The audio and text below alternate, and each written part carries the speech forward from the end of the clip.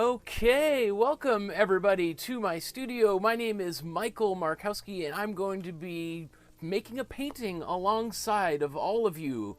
If you like, you don't have to make a painting. I'm going to make a painting. Why don't you join me? If this is the very first time you're seeing my face or hearing my voice and you're wondering what the deal is and how do I get the paint, the very first episode of this series, episode 00, was where I showed all the different kinds of art supplies that you can get, and there's links to that even in the video description below. So if you want to get started, you don't know where to start, you could just jump in right today along with us now, but I would suggest, and I'm sure probably some of the other people watching who've been here all 20 episodes would probably recommend that they've probably found the first 20 or even at the very least the first few very helpful. So with that caveat out of the way, let's jump right into it, because we're going to be making a painting by one of my favorite artists. And again, we're painting all artists that I'm a big fan of. But this particular painting is not only a very well-known very well-known painting by this artist and a great example of their art, but it also happens to be the most expensive painting ever sold in Canada by a Canadian artist. So let's take a look. This is the painting we're going to make here. Looks like I need a little bit shrink this down to make it fit on there.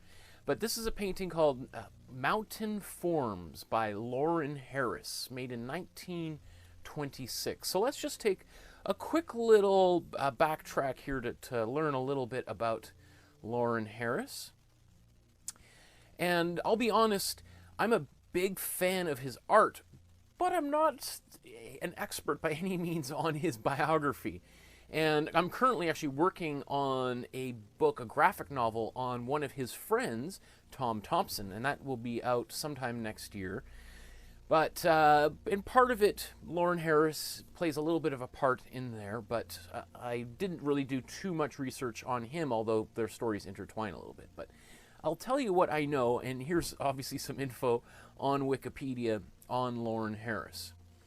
Maybe the first thing I always think about is just the spelling of his name, Lawren, because if you try typing it in, it'll always give you something else. But Lawren Harris, 1885 to 1970, so lived a long and happy, very productive life, and was a founding member of the Group of Seven. So if you're a Canadian, you've probably heard about the Group of Seven a million times, but even then may not even have any idea what it actually means. Like, Group of Seven, they're artists, right? They're on some postage stamps. I don't know, do they make landscape paintings? That's the Group of Seven? Well, we're not going to talk about, we'll talk about the Group of Seven as we paint here, but this is an image of, I think, 6 of the 7 members of the Group of Seven. I think A.Y. Jackson is missing. Oh no, he is right up front. Group of Seven was an art movement, I think, founded in 1921 that lasted for about 30 years, or less, actually. And but with this 7 artists, often Tom Thompson and Emily Carr are associated very closely with the movement, but they weren't members of the Group of Seven. Just a little bit of that would be on your, that would help you win the prize at your local trivia contest. Was Tom Thompson and Emily Carr members of the Group of Seven? No, they weren't. Tom Thompson died right before they formed, or a few years before. Let's just take a quick little look at his biography. He was born into a wealthy family, and he inherited a sizable amount of money. His parents were, I think the Macy Harris Farm Equipment Manufacturing Company. And that money allowed him to do a lot of things. Obviously, it allowed him to get a really good art education, but he also used that money to help his friends and to really help develop and nurture Canadian art. So one of the main things that he did with that money was to build a building called the Studio Building in Toronto, and I highly recommend going in. You can't go inside of it, but you can see it. It's still there. It was built in 1915. No, late 1913. I should know all this because I've been working on this book for a couple of years. Late 1913 it began. Tom Thompson and A.Y. Jackson moved into the building in early 1914, shared a studio together, along with some other great artists. And it was sold in the 60s. And but let me see. Let's just continue moving forward here. Here's some of his paintings. We'll talk about more about his biography as we go along, but you'll see that most of the paintings that you see most often are of mountainscapes, because this is really where he hit his where he was in his prime. Now, there's definitely moments before this, or long periods before and after, that he was making art that are also great paintings, but it's the mountain paintings that I think he's most closely identified with. And so, actually, this type of painting here, these abstract paintings, formed really the last, like, 30 years of his life until he died in 1970, but probably aren't the most, like, I think most people are a little bit surprised when they see this, even though, you know, almost maybe a third or more of his life was spent making these paintings. Here's perhaps the most famous collector of Lawren Harris's paintings, the comedian Steve Martin. Dirty Rotten Scoundrels is my favorite Steve Martin film. What's your favorite Steve Martin film? Put it in the chat below. I'd be interested. Dirty Rotten Scoundrels. What are some other great ones? L.A. Story. Oh my goodness, that's a fantastic one. That's a hilarious one, especially if you've ever spent any time in Los Angeles, as I have. So let me see. So, I mean, these are just absolutely gorgeous paintings, obviously. Here's a photograph of him later in life, and you can see him hiking here with his shirt off. You know, he's in his 60s or something, probably here. I think this was part of, if I recall, this was part of the National Film Board film on him that was made. So a little bit of heroic kind of stuff going on here. And we'll get to this here. Why would a book or a movie or article be titled The Scandalous Life of Lawren Harris? Well, stay tuned throughout today's episode. We'll talk about why he's a scandalous figure of Canadian art. If you are interested in learning a little bit more about him, here's just a book. This is actually recommended by my father-in-law. We were just chatting about this yesterday, and he recommended. I haven't had a chance to read it, but you could buy it here. There's a link right in the description below. I just put in right before we went live, so if you might have to refresh your browser to see that. But supposedly it's supposed to be a good book. My father-in-law read it 3 times, so that seems like a pretty good recommendation right there, right? Let's see. So here's the painting that we are going to paint. The Mountain Forms, 1926, by Lawren Harris. It sold at auction in 2016 for $11.21 million. A lot of money for one painting. Although, and so here's just a few of the other ones. Here's the next one down for $7.5 million by Jean-Paul Riopel, who's a very famous Quebec artist and one of the founders of the Refus Global. Was the kind of art movement that was started that probably most Canadian artists have probably never even heard of it, but it was a big art movement that was really Quebec based in the 1950s, I think, to 70s, 60s, around there.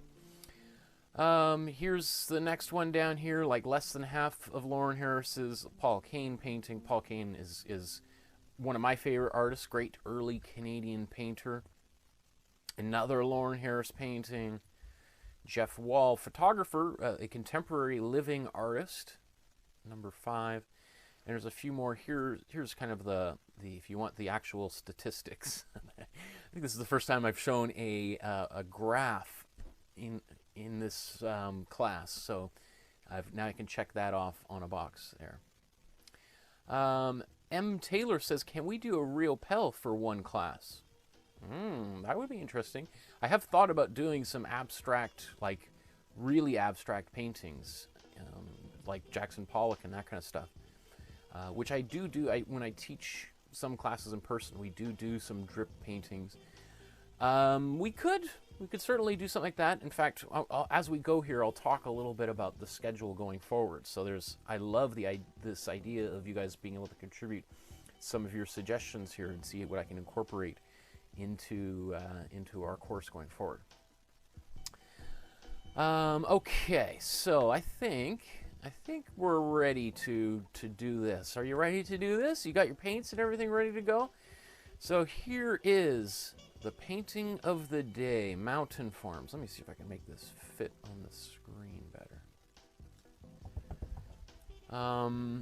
Okay, so having said that, let's get our supplies out.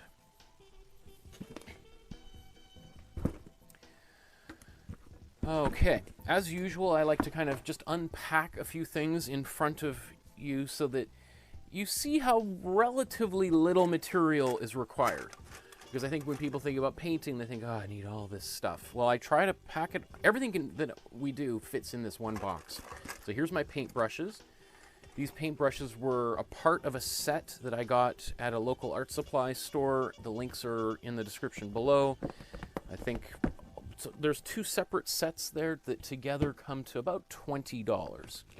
So I find it helpful to have a good selection of brushes so that you don't just have one brush to use, because sometimes you want to have a few brushes on the go that are the same size, right? So I think that's maybe one thing that artists, when they first begin, they think, I just need one good brush.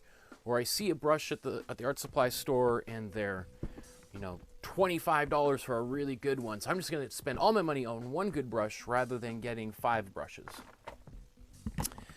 Let me see. The other thing too is, as usual, I'm using a cheap $1 canvas from the dollar store. You could certainly spend a lot more money on canvases, and canvases that are stretched over panels, and we did that for the Mary Cassatt painting. But these are just the simple canvas boards, and I've applied some regular gesso on top of that. You could also use a clear gesso on there if you like. It probably wouldn't, it would be a little bit weird to just put clear gesso on a pre-gessoed white canvas, but if that's what you got. This would be good, a clear gesso, if you were wanting to paint onto a wood surface, which I think I've shown this in some of the previous episodes, so I won't go into that anymore. Once you put that clear gesso down and let it dry for at least an hour, ideally overnight, you get some sandpaper, 220 grit here, nice kind of, this is about the kind of same that you'd do your nails with, right?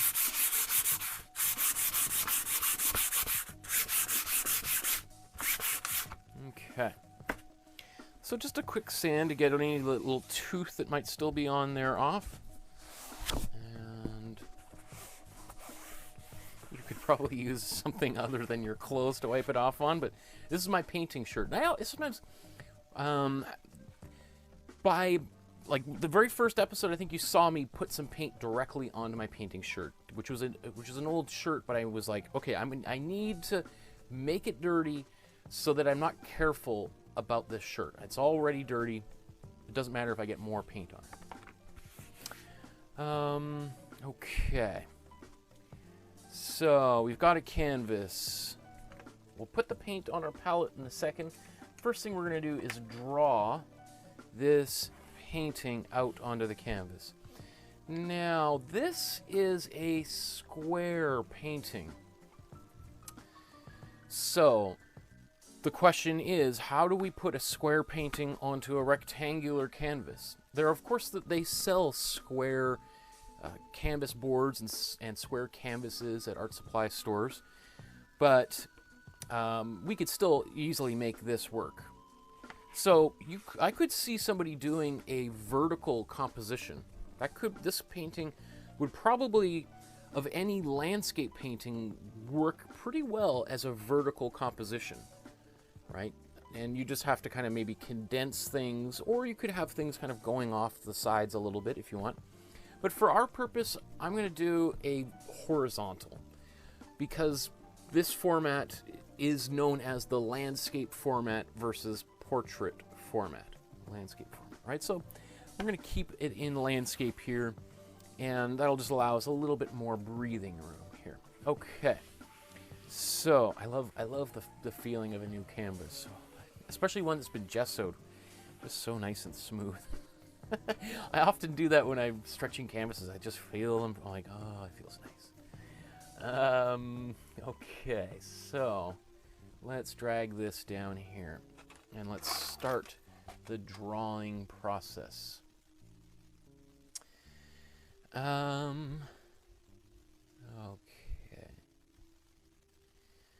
So let's divide this into quarters as a way of finding the middle. And look, I'm certainly not very good at dividing things in half, because look, the lines aren't straight, and they're not really, like, this would probably be a little bit closer to center. But, you know, I'm pretty unconcerned about getting perfect. Perfection is the enemy of art, really, I think. Because it can really limit artists from expressing themselves. Okay, so this is a painting with a lot of detail on it. A lot of detail. So I'm going to simplify things. So, and just like any of the other paintings we've done so far, the goal is not to make complete photographic reproductions of them that are going to sell for $11.21 million, right? We're trying to just learn a little bit about painting and have some fun, which is also a reminder that I'm probably not going to be painting this exactly the way Lawren Harris painted it either, right? I'm not even sure exactly of his process and technique. I have some ideas based on some of the research I've done on Tom Thompson, but that's not to say that they painted the same way. And of course, we only got a couple of hours to do this painting, and I imagine he probably worked on this for like weeks and weeks, you know, so we don't have that much time. So we have to kind of make some creative choices as to what to eliminate and how to approach this painting. So let's kind of start by just sort of dividing this canvas up a little bit. The first thing I want to do is I want to put a horizon line in here. And the horizon line is sort of where the sky meets the ground. Now, the sky, where does the sky meet the ground? Is that the ground? Or is this the ground? Or is the water the ground? Good question. So, you want to kind of imagine if we removed this mountain out of the way, where would the ground be? Right? So where would the sky meet the ground? And that's about water level. So, you know, if I imagine dividing this in half, then dividing that in half again, it's about like another quarter of the way down. I'm just going to draw a little lightly drawn line there at the bottom. So this would be about my horizon line. So the effect of putting your horizon line so low in the picture means that we have this lots of room for the mountain. And it gives us that effect of looking up, of being small and being dwarfed by this mountain. If you had put the horizon line much higher, then we would see more of the water or the lake and below, and the mountain either would have to leave the top of the picture or be compressed down, right? So which would minimize the size of this mountain. And he really wanted to kind of make something really bold and kind of gloriously huge. Okay, so the top of this mountain, let's come down a little bit. Because I always allow myself a little bit of room. If this mountain starts to grow on me but the way I paint it, then I want to have a little bit of room rather than be kind of stuck right at the top here. So I'm going to keep a little bit of room for myself. That's where the top is going to be. And then let's just draw. Okay, so the painting kind of, the mountain kind of leaves the edge of the picture, which is another effect of feeling like this expansive space. All right, so let's draw a line, like a big triangle going up. And this is around where the other one ended, but I'm actually going to deliberately go a little bit higher. And that's the way that the actual painting is anyway. Talk about why I'm doing that. So the reason why I'm deliberately going a little bit higher here is, you know, sometimes if this was right here, that would be fine. But if it's a little bit higher, we might feel that there was a mistake made. We might feel like, he was trying to get here, but obviously he's a sloppy artist, so he kind of misjudged it and went up a little bit. So I'm deliberately making the painting go, like, the edge of that mountain come up a little bit higher so that it is kind of obvious that I did it deliberately. And that's a big thing when it comes to painting. We want it to look like it's not a happy accident, as Bob Ross would say, but a deliberate creative decision. Okay, so this is the beginning to the drawing. What else do I need to do here? Well, I think the main peak is a little bit off center. So this is kind of where the main peak is going to be, right? And then it kind of goes down on either side in this, almost in this parallel to my original lines here. All right. So there's a lot of stuff going on in this painting. So I think I'm just going to kind of start dividing it up into some smaller spaces. All right. So this is going to be that top part here. It's almost like a seashell or something right there. Now I'm going to continue this up. This is this other peak. And let's take that down to here. And I'm going to draw, I kind of look like I can almost draw another line going straight down here like this. Again, we'll make things a little bit more organic as we go. And it looks like this one we can kind of come up with another set of a peak, right? And kind of comes up, down, another one, and then this one's maybe a little bit more, comes in a bit, right? And let's do another one of these.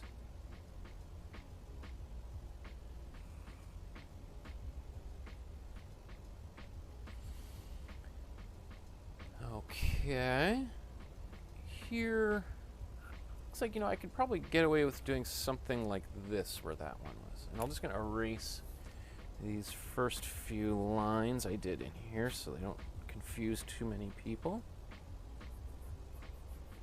I'm just going to...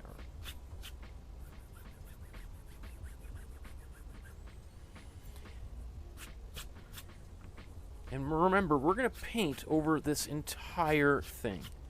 So any of these pencil lines, especially if I'm drawing a little bit lighter, are going to be kind of, are going to disappear. Maybe I could even, this line might even stay there, perhaps. And then he's got kind of something like that.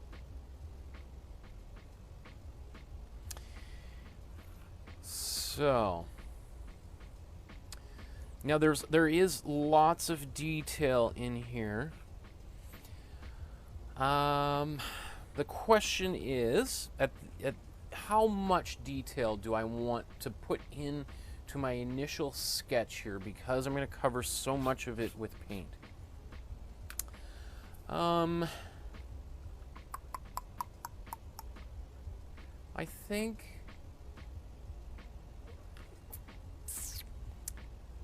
we'll do a little bit more here. Okay, so imagine if this is the peak and we come down to the second row. I'm going to come down, let's say just divide this off a bit. Sort of got another peek here.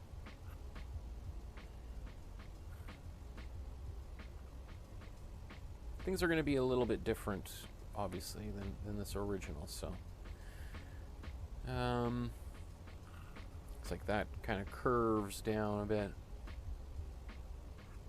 And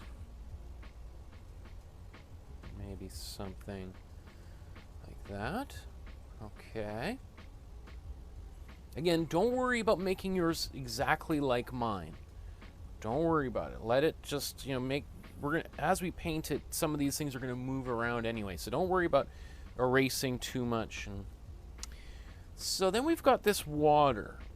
Now, I'm gonna kind of, let's say, right about the middle, just sort of draw lines coming directly out this way. Not that that's the way exactly I'm gonna paint it, but let's say this is going to be this kind of hill that's closest to us. And then we got another one here. And then we got this one.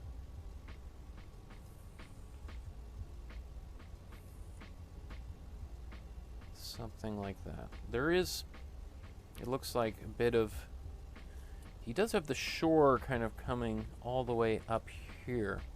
That's an interesting, I haven't really looked at that. So he's got a little tiny sliver of the land on the bottom here that kind of encloses this lake, which you're certainly welcome to incorporate or get rid of. It's up to you. There's the sky, and let's just put a couple of wavy lines in here. It kind of looks like they help, accentuate the top of that mountain.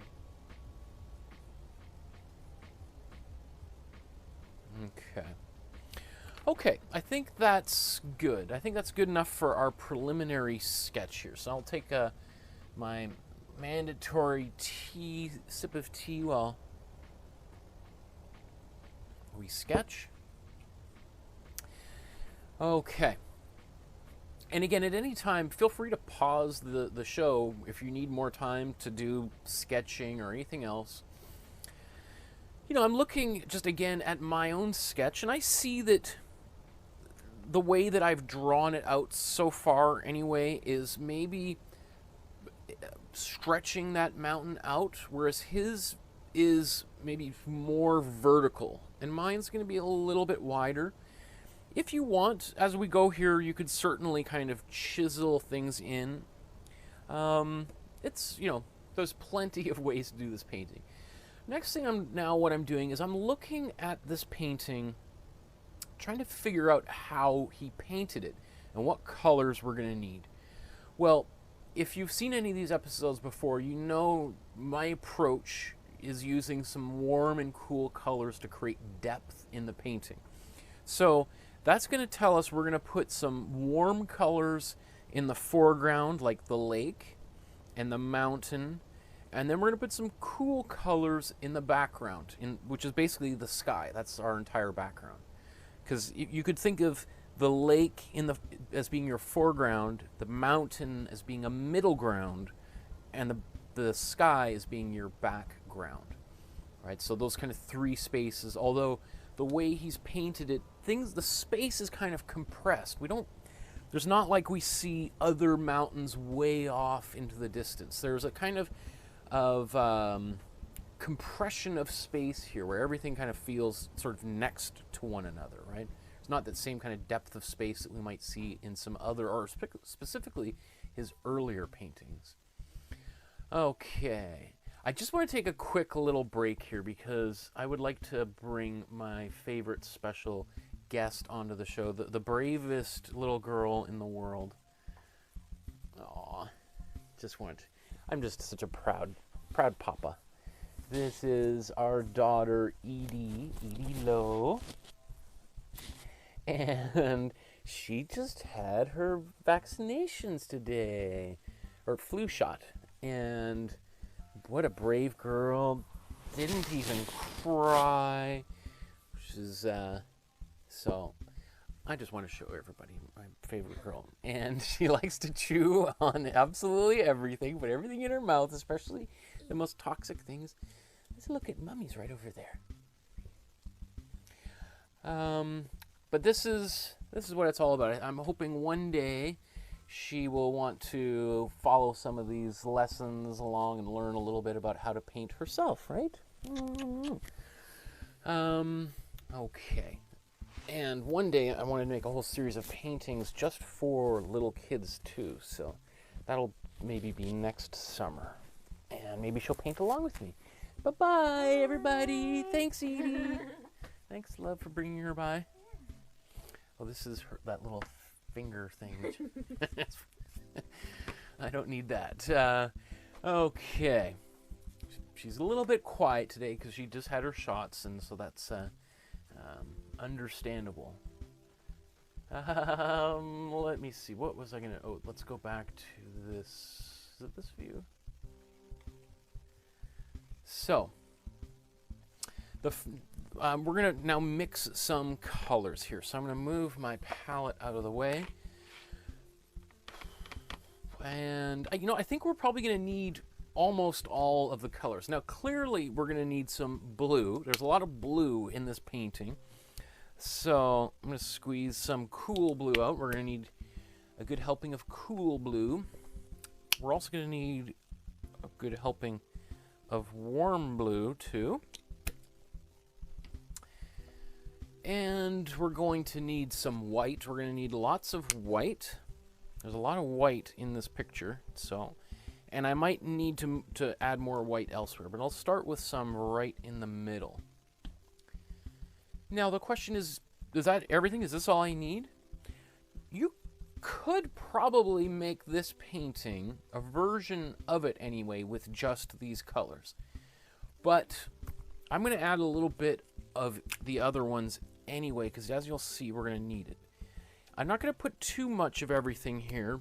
I'm going to put a little bit of the cool yellow. As I always say, about the same amount of paint here as you put on your toothbrush. A little bit of warm yellow.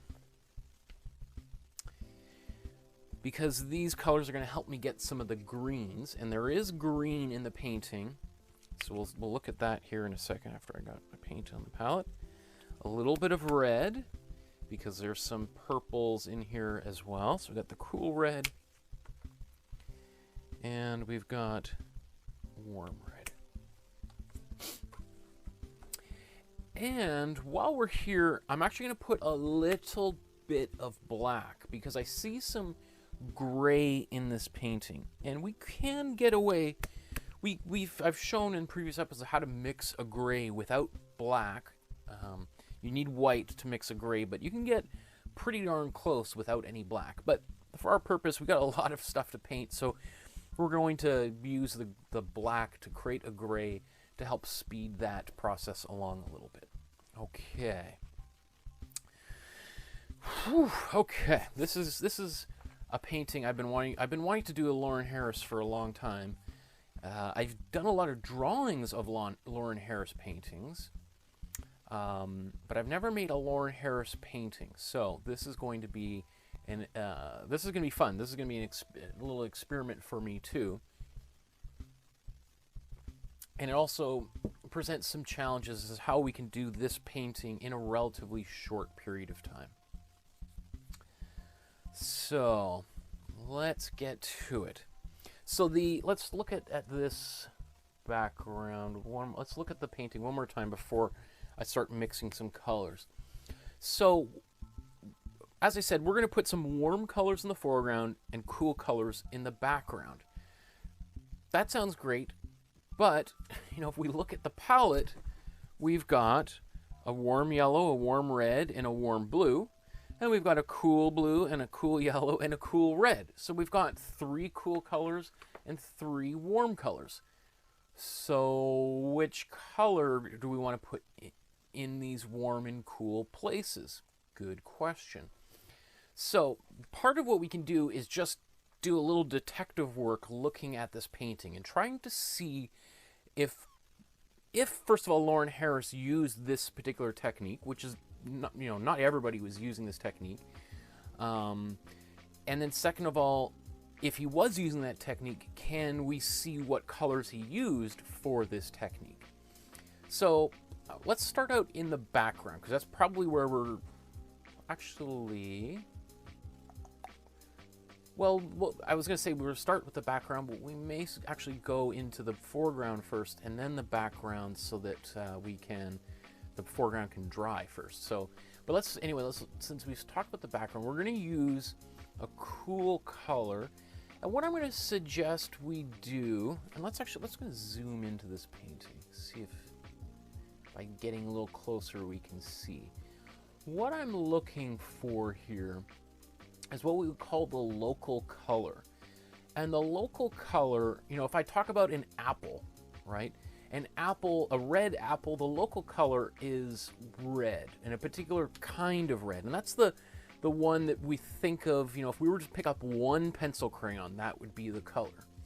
But from after the local color, there's colors that are brighter or darker on either end, right? And then there might be some greens and yellows and purples and all sorts of other colors in there. So what is the main color that we see? Well, it looks like there's a few different things he's done. It looks here like the first color he put in this area is a gray, a kind of a cool blue gray.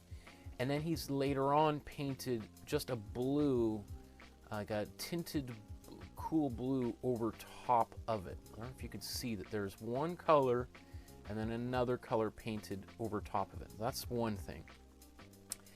And then I look down here and I see something similar as well. It looks like so I'm doing any detective work, seeing if I can see any examples of it. And it looks again like he's painted a little bit of a lighter gray in this area and then painted a lighter baby blue over top of that. So he's definitely got two layers of paint, an underpainting and then something over top of it. So it's interesting just seeing these two different, you can see the process that he's used there. Let's see if there's anything on the other side that helps. See a little bit of that showing through here. Okay, I think what I'm going to do is I'll simplify it to just, rather than doing two different colors, we'll just simplify it to one, and then I'll show you how to work from there. And then now let's look closely at the painting itself and what colors we can see. Well, I can see that there's, again, the same sort of a gray, but this is a warm gray. And then he's painting kind of a purple over top of this warm gray. So we've got this warm gray that he probably painted over a number of areas here, and then went over top of it with this purple, darker purple. In here, we can see again, there's almost like a green that he's, yellowish green that he's put under here, and then painted a ultramarine blue, a warm blue over top of. All right, we can see there's, in this instance, it looks like there's a brown, or kind of a warm, like a reddish warm brown with this purple over top of it. And then this is this is now a brighter green with this purple over top. And then in the water, it's hard to tell, but it looks like he's got, it's a very similar green to maybe up here that he's painted almost all of it out with. Like you can see a bit of it right down there if it comes up on your screen. So anyway, I do think we're not going to paint, because you could see that he has almost painted his underpainting with a number of different kinds of sections, because this painting is big. It's, you know, at least a meter by a meter big, which is what, like 4 by 4 feet, maybe larger, 5 by 5 kind of thing. So it's a big painting. Like it's an outstretched arms kind of painting. We're painting something that is like what, 1/10 the size or smaller. So and we're trying to do it in a couple of hours, or like an hour and a half now, right? So we're not going to be able to fit all of that in there. So I'm just showing you kind of my thought process as I decode the painting, because ideally I want you guys to be able to do this on your own. And speaking of which, this Saturday at 4 o'clock is another episode where I'm going to look at your artwork and give you feedback on your paintings. So, and part of that is I've received maybe 20 paintings by people in this class who've made other artworks besides the ones we've been teaching during the time we've been painting. So they've been taking things that we've learned and made new paintings on their own. And just wait until you see the quality of these paintings. It makes me so excited. It's so cool. It's so cool to see the kind of work that you guys are capable of doing. That's super... As a teacher, like, that's the most satisfying thing imaginable, is like not only getting people to do the assignment, but to do other things on their own without even being asked to do it. I wish I had some of you guys in more of my classes at university that I teach, because that's what we're always talking about, is you got to develop your own interest and motivation to make your own stuff. Anyway, I digress. I could go down that road. Okay, so let me see here. Let's mix, what did I say in the top here? Let's make a light gray for the background, and then we're going to paint that in, and then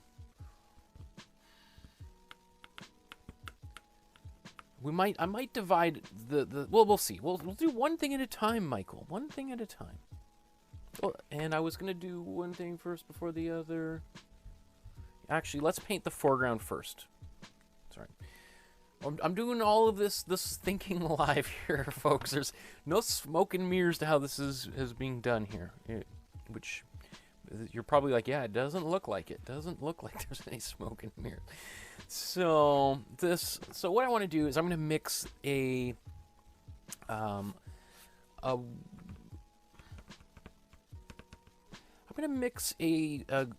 green that's going to go down here, kind of, and that's going to occupy a bunch of the foreground. So let's start that. Now the color. So let's jump to.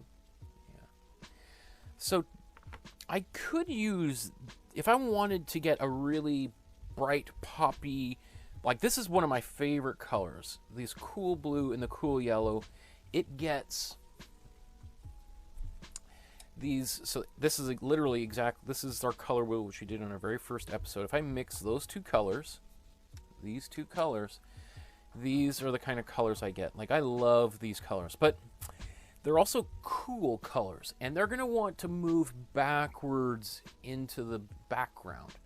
And this color that I want to paint is literally in the foreground. It's the closest thing to us, so I want it to come forward. So instead, I'm going to mix something a little bit warmer, so which is not going to, I think it's going to be, let's say, the warm yellow and the cool blue. So I'll still be able to get something pretty bright. So, okay. So, and it's helpful to consult your diagram too. So to make this happen, I'm going to take the warm yellow and the cool blue to make this. So let's get some warm yellow on the brush. Let's take some of the cool blue here. Mix it up. Ooh, that's so beautiful. Now I could paint this, and look at that. That's gorgeous. What a nice color. I could paint this right in here, but I have a feeling it's just going to be way too green and too bright. So I'm just going to take a little bit of white, not a lot, but I'm going to cut it down a little bit. Just it's going to make it look still like a really nice color, but just not quite as intensely bright. So by tinting the paint, it appears to brighten it up, but it also just like halves the intensity of that color, the saturation of it. So let's bring this view here so you can see what I'm up to. So I'm going to put this in here. And, you know, as I go here, I'm just going to call an audible, football term there. And just kind of break things up just a little bit.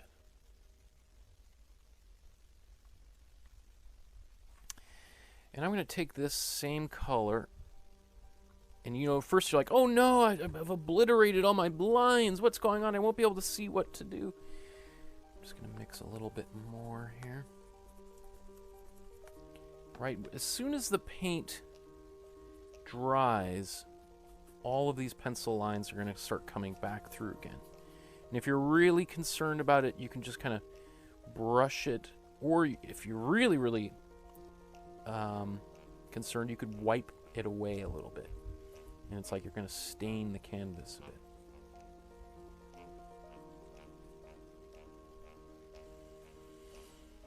Okay, so I got to this. I'm just going to back that out a bit. Let's see this whole thing in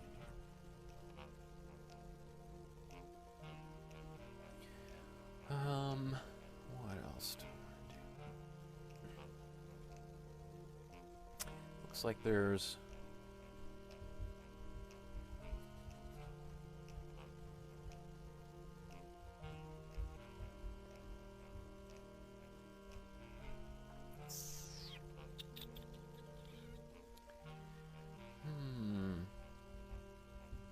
a little stripe here of green.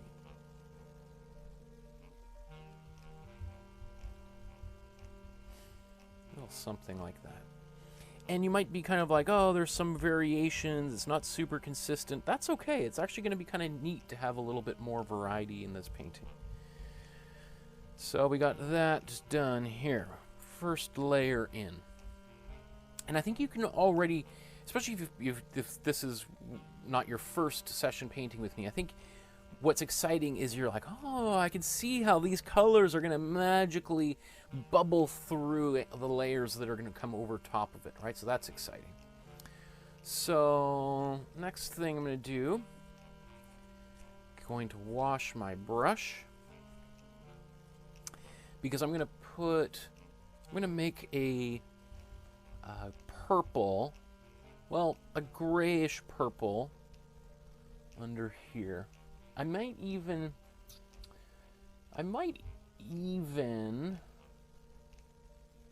you know what, I'm going to do gray, because I don't even know if I want to explain to you what I was thinking about doing, just because it might confuse you, but,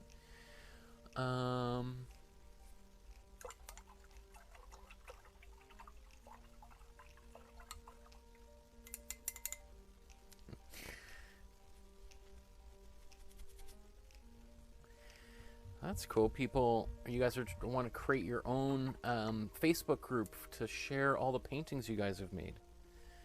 Wow, look at this. Proactive students. Okay. I mean, if that's something people are really interested in, I'm also happy creating that group for everybody on your behalf too, if that's...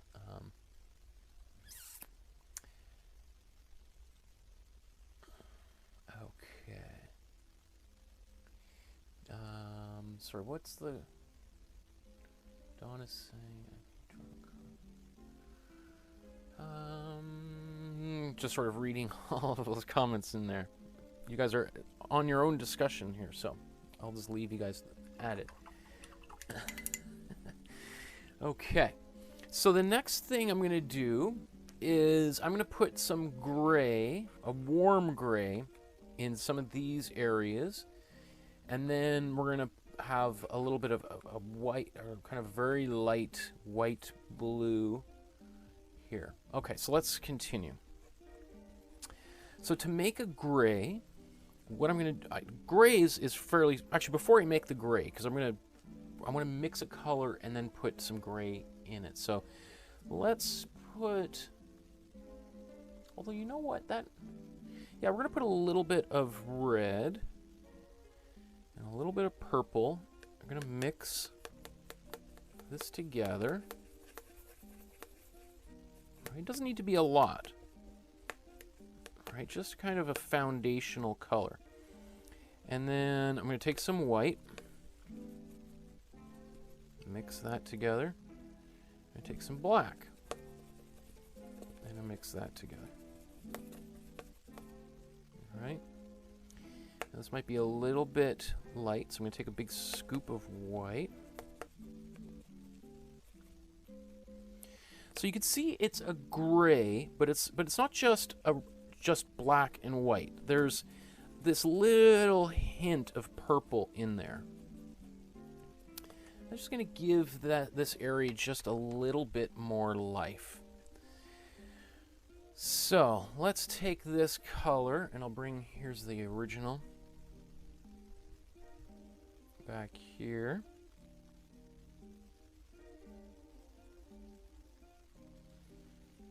And if you want, you can add more of these small peaks right in this stage.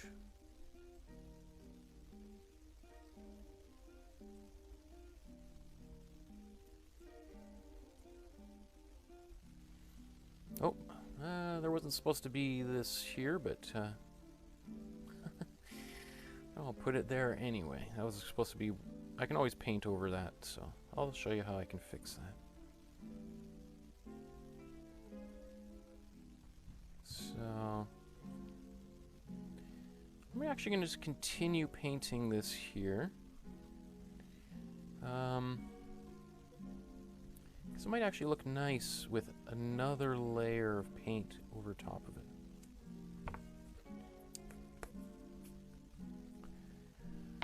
Okay. And then I'm going to take this same color and paint it.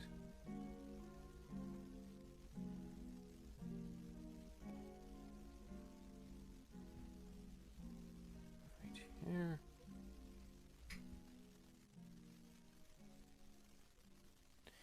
The other thing I'm doing, part of the purpose of this is just obliterating all of the white of the canvas, which is helpful because if there's, I just don't want that white showing through in this particular you're like, what, there's a lot of white on here.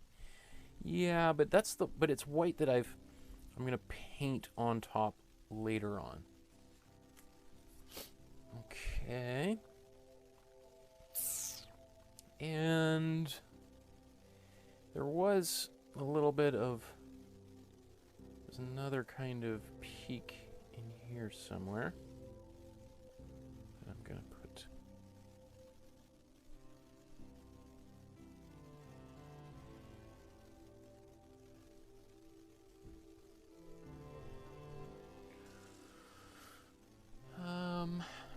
Now, if I was to really try to reproduce this painting totally faithfully, you know, there might be more of little kind of these little things which we could do tons of. We could really go into these details. But I'm going to, and you could see where more of them could go, but I'm going to kind of hold off on doing some of that because we'll just paint that in a little bit later on. Okay. That looks good. I'm pretty happy with this so far. So I'm going to, let's clean my brush.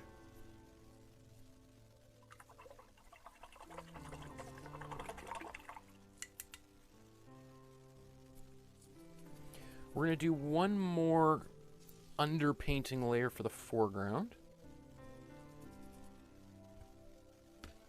And I could see some people doing just one color over the whole thing and going forward that way. We're doing just one color in the background, one color in the foreground. Those are methods that artists use. So, but I'm just showing you kind of, this is the way I would do it because this is the way I am doing it. So next what I want to do is I'm going to put a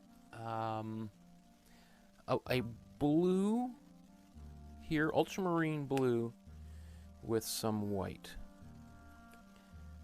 And I'm going to keep it It's going to be like about like that. A little bit more white.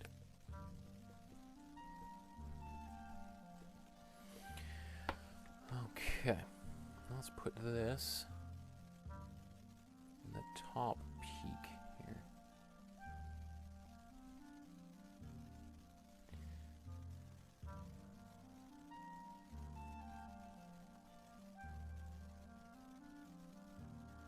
Again, I'm trying to get rid of all the white, where those colors match up, the previous colors. I'm just overlapping them.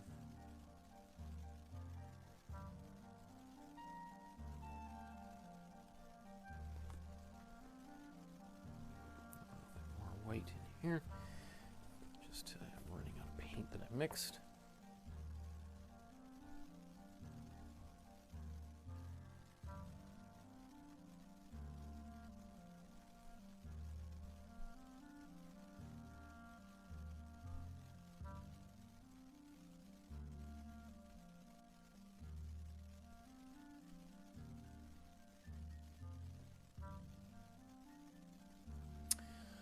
Okay, and as I mentioned, I meant for a little bit of this to not be quite so. I wanted this color in here as well, but I think actually this kind of works kind of well. I'm going to put this maybe over top here.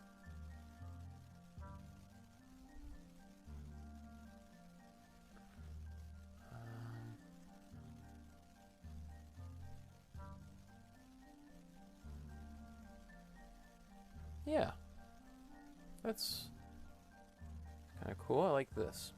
And again, we're going to paint... Oops. Oh no, is this dripping already? Oh, no, it's just me making... I have a ice pack over here so the computer or the camera above me doesn't overheat. And sometimes the ice pack starts to melt, but I don't know if that's my drool coming out of as I'm working on the painting. Sometimes I do get so excited about my paintings I start to salivate. Peter says, what is the difference between a green made of warm blue and cool yellow versus cool blue and warm yellow? Good question. Peter, you're not supposed to ask questions like that. You're not supposed to ask really complicated painting questions like that. That's... So great question. Great. I'm just maybe I'll explain a little bit because I want to get this background painted in here before I just because otherwise you know me I'll just start talking. So and then that'll be waiting to dry. So let's while this is dry. So what color here? We want a cool blue this time. So I got my cool blue. And I'm going to do the same sort of thing. I'm going to mix another gray with the cool blue. So I'm going to take some white, tiny bit of black.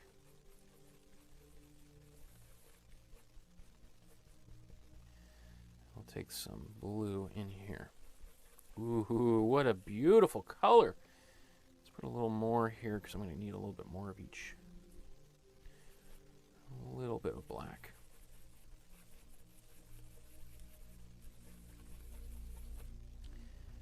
Let's put some more blue back in here. Now watch this. When we put this color in here, it's going to help push everything forward. All right, so I'm going to go right up to these mountain peaks. And don't worry about like if you accidentally kind of go over top and, you know, as this is just the underpainting. All right, so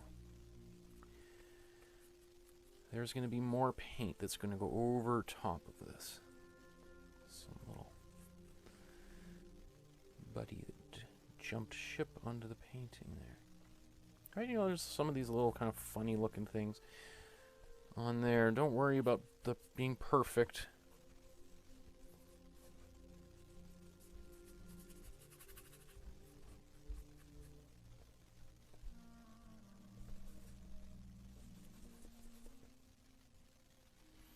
You really, like, when I teach these classes in person, and I tell people just a bit of black, people are like, yeah, whatever.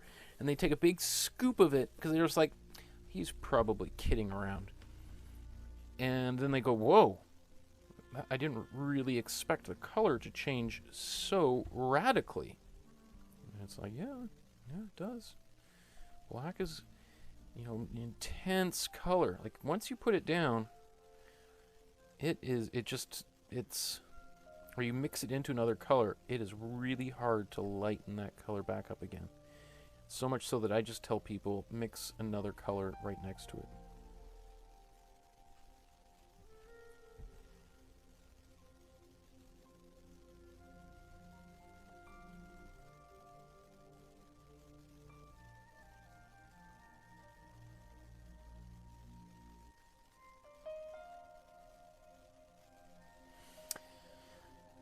Okay. It might have been a bit too dark. Might have been a little bit dark, but we're going to paint lighter colors over top of this to brighten it up afterwards anyway. But that has the effect of pushing these other colors forward, right? It wants to go back. And right now, a lot of these colors have been muted by white, black, and gray, right? So they do, the amount of depth in there is fairly shallow, right? So there's probably some of you like, really? This is going backwards? I kind of might see it coming forwards. I'm not really sure, which is totally fine. As I said, because we're basically taking the strengths of the warm and the cool colors and balancing them a little bit. But once we start putting other colors back on top of this, then those contrasts will come back out again. So, because I know that when I first started to learn about warm and cool colors, I was kind of a little skeptical about the whole process, and if it did actually make any difference whatsoever.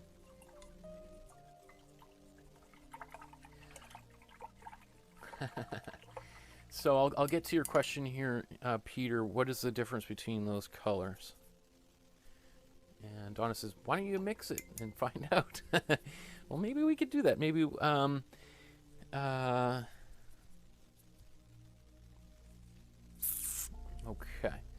So let me just see. Yeah, things are still a little bit wet. So I'm going to hold off on a second before I start painting into here. So, which is good. I can just take a sip of question and procrastinate for a second.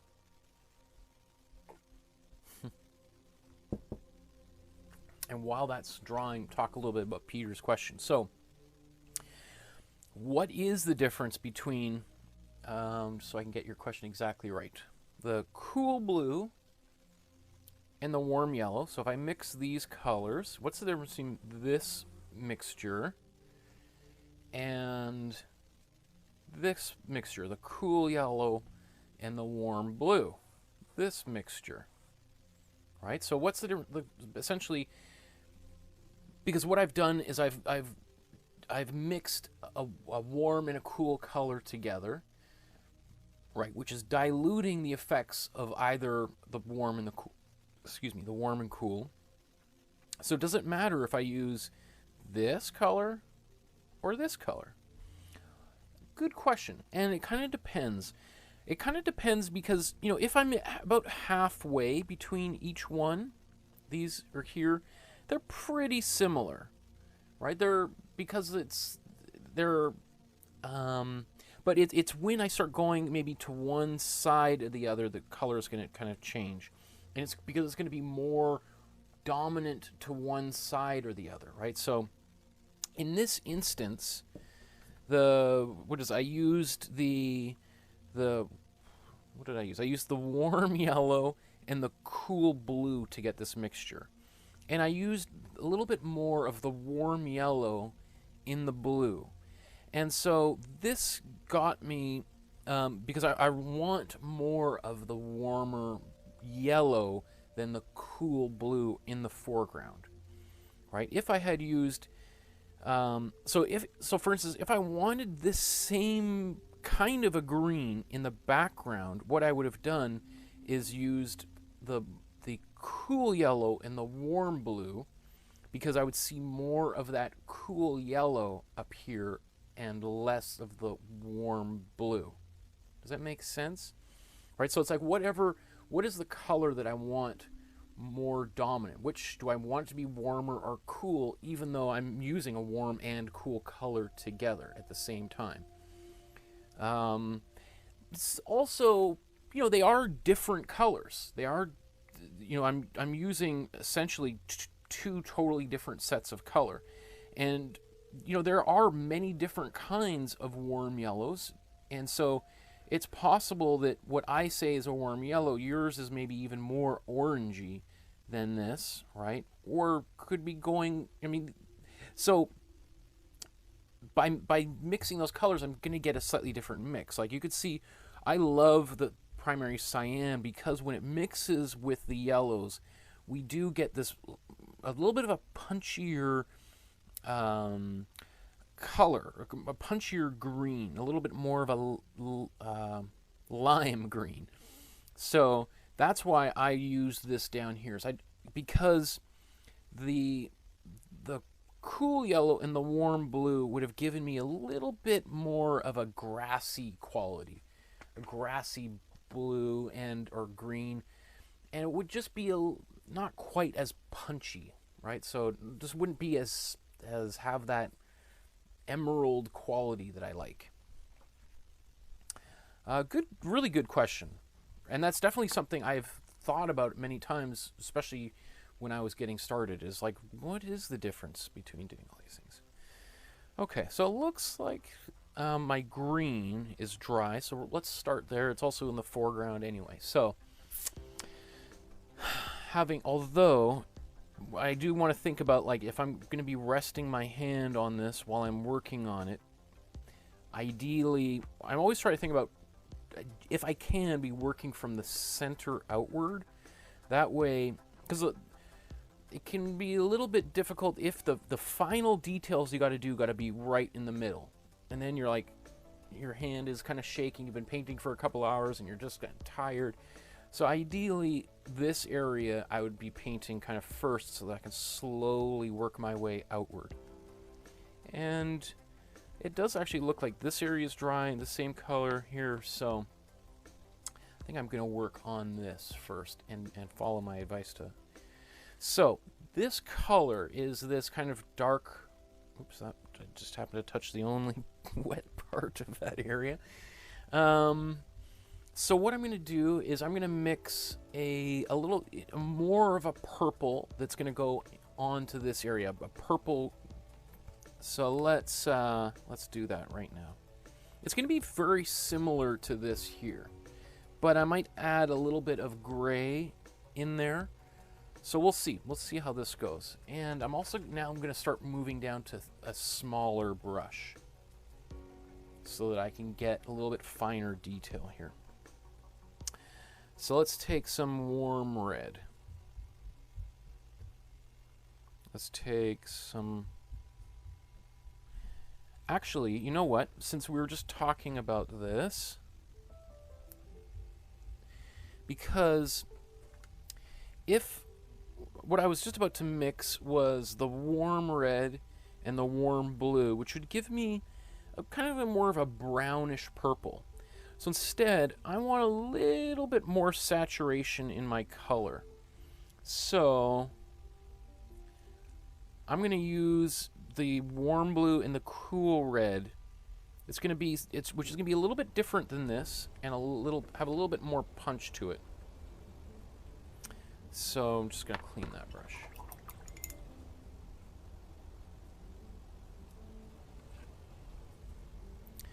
So warm blue, cool red, right? This kind of purple is a different purple than this, right? That purple was a little bit muddier, more brown.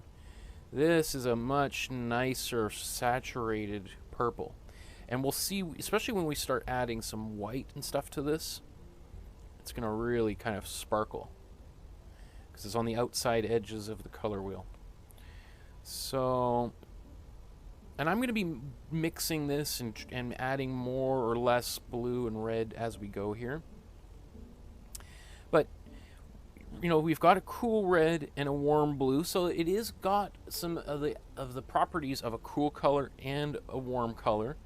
So, but the thing is I have a warm underpainting here. So that's going to sort of cancel out a little bit of the coolness of this red and keep it warm. So I'll be able to keep the saturation of this color, and despite the fact I've got cool red in there, since I've got warm red here, it's going to prevent this color from going backwards in its own little weird way. Okay, so let's now get some white here and a bit of black. So I got a gray I can mix into here.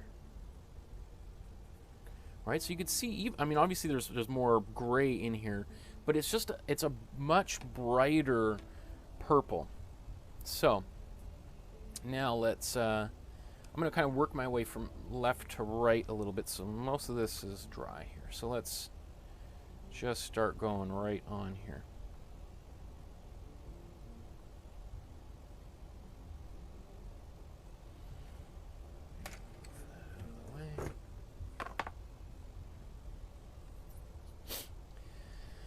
So now I can have a little bit of fun as I paint this, and I can start adding some peaks inside of this big area that might not have been there originally when I was drawing. So the light in this painting is coming from this side, right? So I always want to be mindful of that.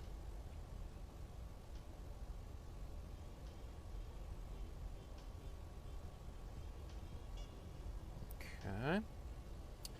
So let's see. Oh, he's got a little outline on these tops here. So let's say I'm going to continue this down here. You can do your version slightly different than mine.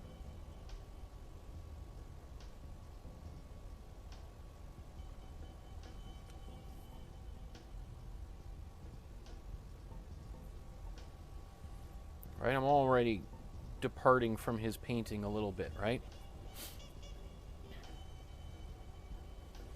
So let's say, oh, let's get this original here just so you can see how I just sort of changed things a little bit.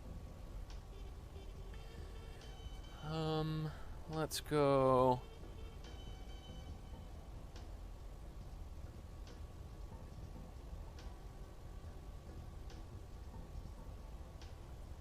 Here.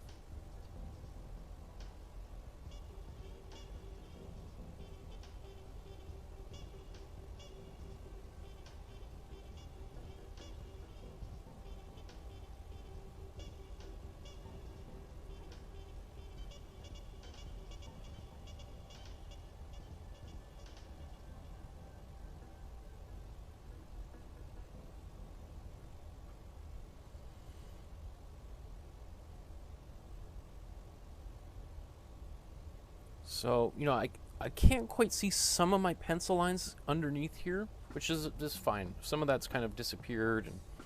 And let's see, I'm going to add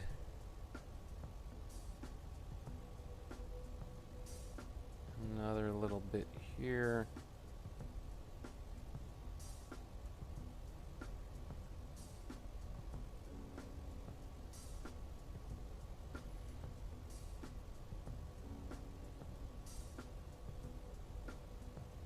I know some people are like, whoa, whoa, whoa, what are you doing? This is not in the original painting.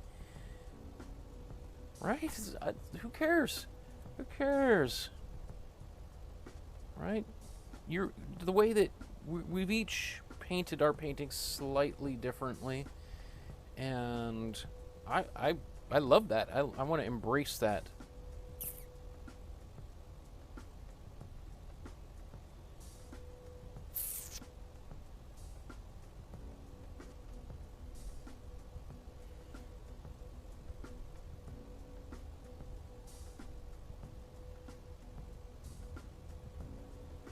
And honestly, this is the kind of thing that this is really how he probably would have worked on it too. I don't think he was like, oh, I got to make sure I've got only one little notch like that there.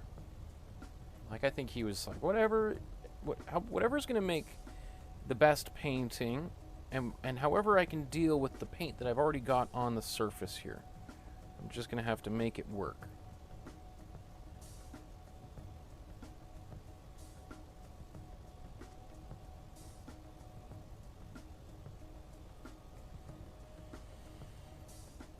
So I'm just sort of widening some of these at the base here.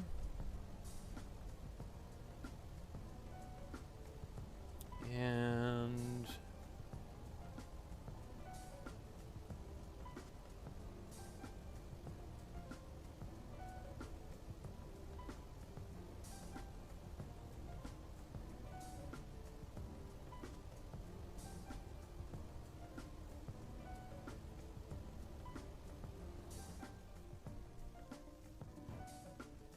so I'm having a little bit of fun. Look, I'm sort of, as I'm painting the original here, I'm sort of playing a little bit and letting things get a little bit silly and wonky, and not being too precious.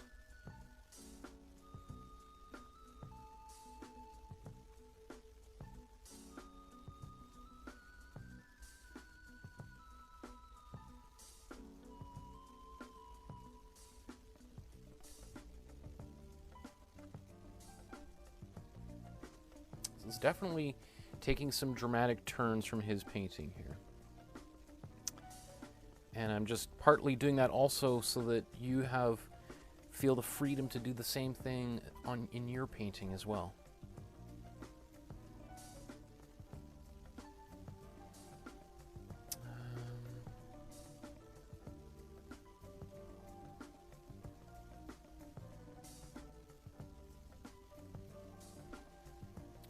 Okay. So I'm going to keep on going across here. And then I might make a few little changes, as I have done so far. So I like these peaks here. I really feel like I can feel the snow on them, right?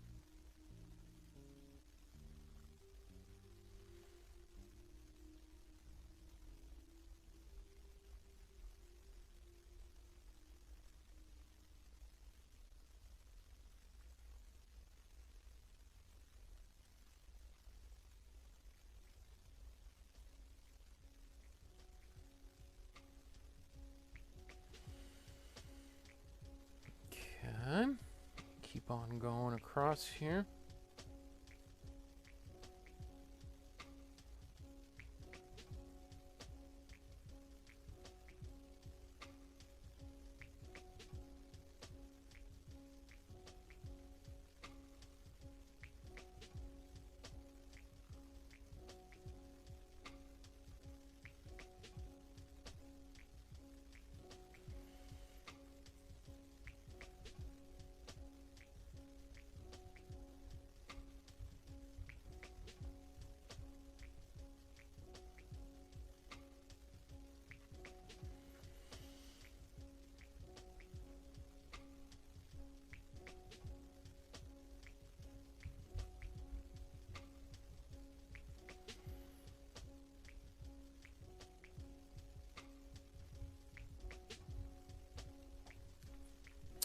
Okay.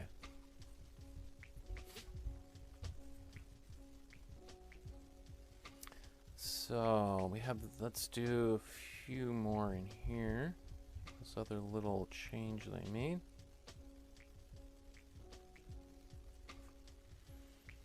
And we got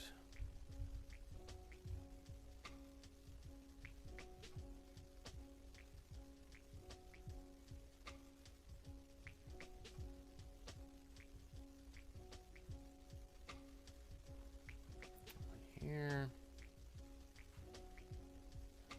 Now, what have I got going? Gets a little confusing. I completely understand. You could feel a little bit overwhelmed. especially at this stage of the painting where you're just like, oh, there's a lot going on. How do I connect it all? The answer is do it in your own way. Don't worry about making it exactly like my painting. Have a little bit of fun, right? That's what we're trying to do. Okay. So once I've got this done, I'm gonna now maybe darken this some areas a little bit and then lighten some areas. So by adding more or less kind of black and white into this mixture. So I've got my gray. Actually, might find it a little bit easier to lighten this up. So mixing some in here. And I can take this mixture and just see if I can add it like a little, just a little bit. Like, so I haven't mixed, it's not too much brighter, right? It's just a little bit like this. In fact, it's still darker than the first layer that I put down. I'm just trying to give what we call like some modeling or shading to this side of these mountains. Right, Lawren Harris was painting with oil paints, and oil paints are great for blending and doing kind of shadows like this. Acrylic paint is a little bit trickier to do because acrylic paint dries so much faster. So, but this method that we're using right here is going to, I think, produce satisfactory results. We'll be, I think, pretty happy with. But the trick is just not going too dark too quickly. Or too light too quickly, either way. Just little variations on that color, the subtle kind of changes between one color or the other. And don't worry if you kind of obliterate a little bit of what you painted previously. We can come back and kind of add to or all this. And part of that is the pleasure that the painting kind of changes a little bit, and you can almost imagine it's like a mountain. It's the form is kind of shifts and moves a little bit. You know, the light moves across it, and these giant things are melting, and little avalanches here and there, and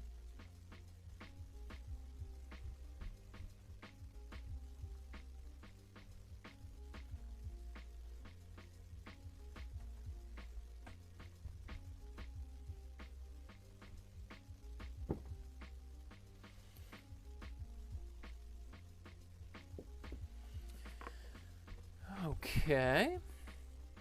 And then, you know, I could continue doing this and really do a lot, but I think just for the sake of time, I'm going to just leave it pretty close to there. I'm going to mix a version here that has got a lot of white in it. So, sorry, let me show you what I'm doing. All right, so this one's got a lot more white in it. And this will be my highlight. Let's just see. So this one, oh, and I need a little bit more white in here. So this one I'm going to put even more white. I'm putting on the opposite side. All right, here's where the light is hitting some of these surfaces.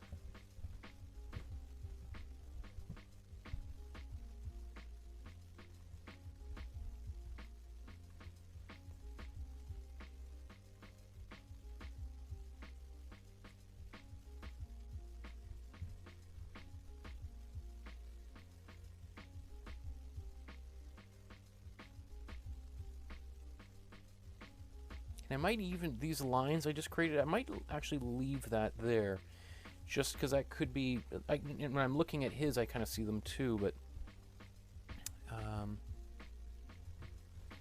now I don't want to put too many highlights on this side, because the light is hitting it from here, and that doesn't mean that there's going to be light making all the way back around to this edge. Might be in a few little places.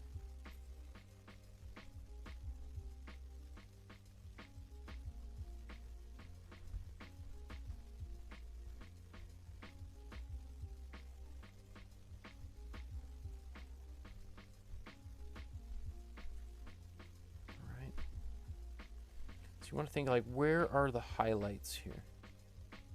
Maybe a few little places.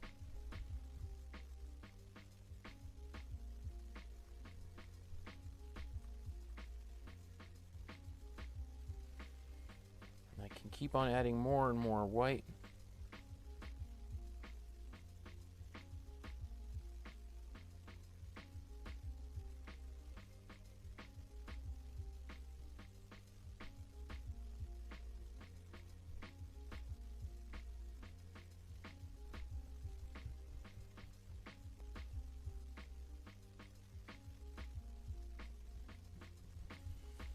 That might be enough.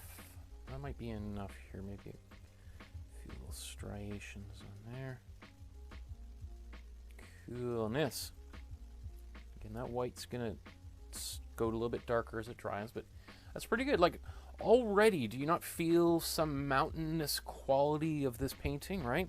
I do. Okay. So, this looks, I'm feeling pretty good. I'm feeling pretty good so far. I might even just use, I might use a slightly different color for this here. So, I might keep this here in the dark. Okay. So now, we're going to do the same sort of thing we just did, but over all of this area here.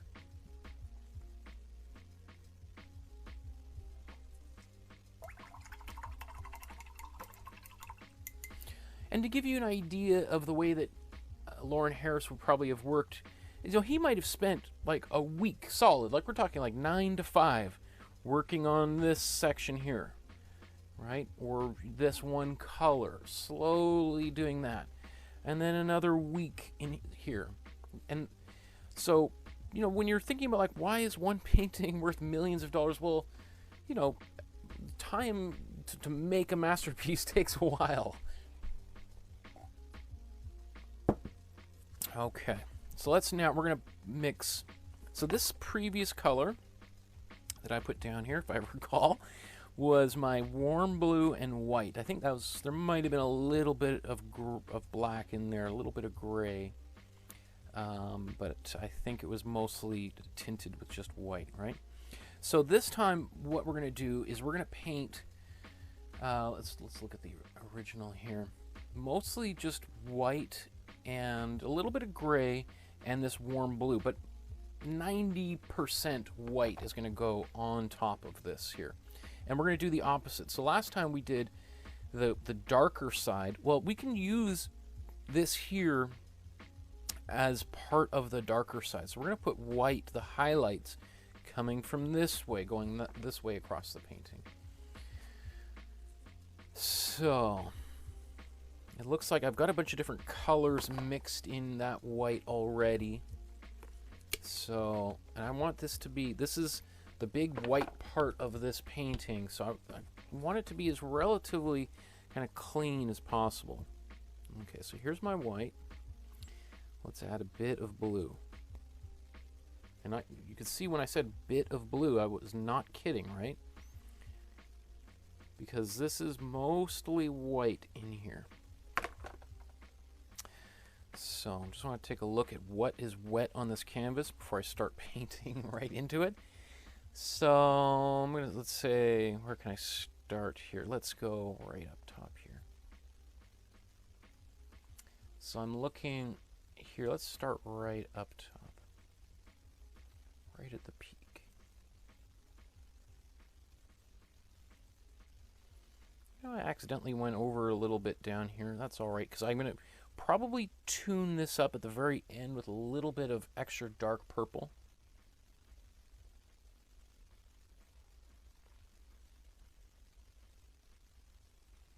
If I want, I can even come out a little bit.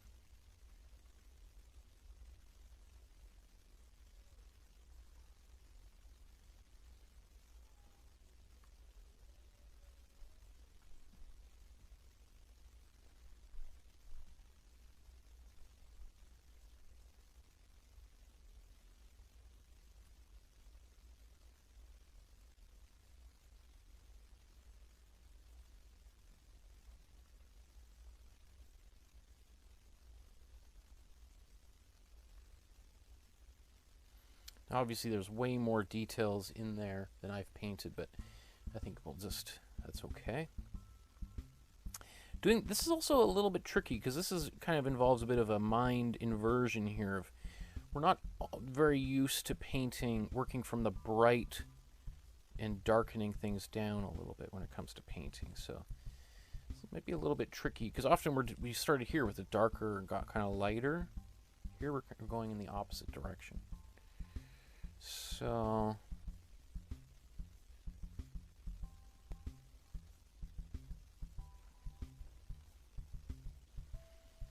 okay, let's keep on going. We're doing great. Again, this is my warm blue, not the cool blue. Just wouldn't make too much of a difference, but there would be possible some tiny little differences. So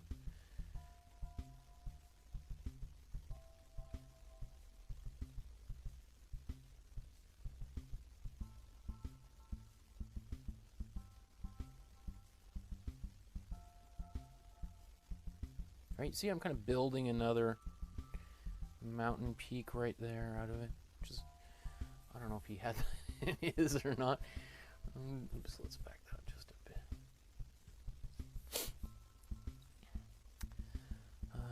Let's keep on going. I got here this bright side.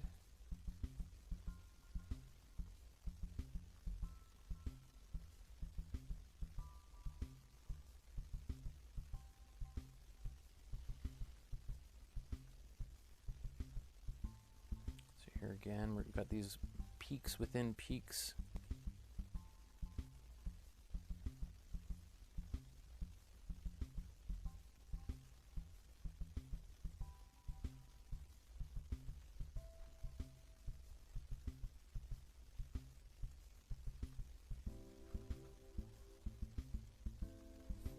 Okay. Look at that. Look how it just starts to come together. Isn't it so exciting? Okay. And you know what? I can take this same paint and paint it over some of these other areas as well. So I'm just going to add a little bit more blue in here. Oops. Okay. So got a little bit of black on the brush. That would be for later. It's not all lost, but I still want to stay in the highlight area here. So take that away.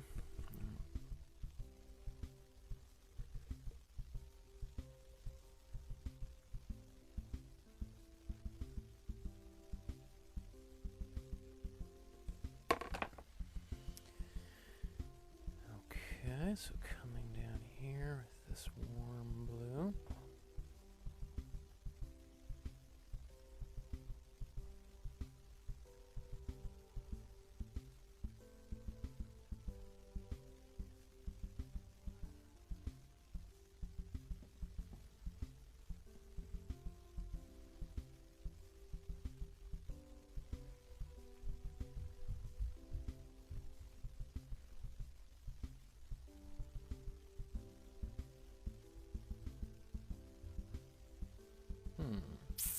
Looks like he's got this here, so I'll just do that.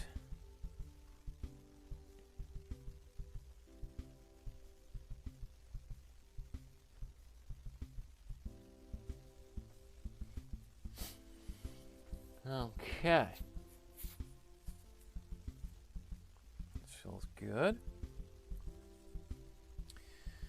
So now I want to get some of these other areas. And you see, now we've got these different parts of the mountain. Actually, you know what? Let's, sorry, I want one more, maybe a little bit.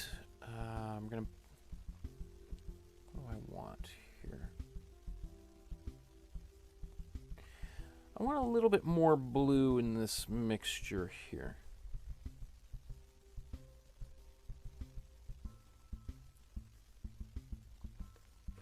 Let's just see.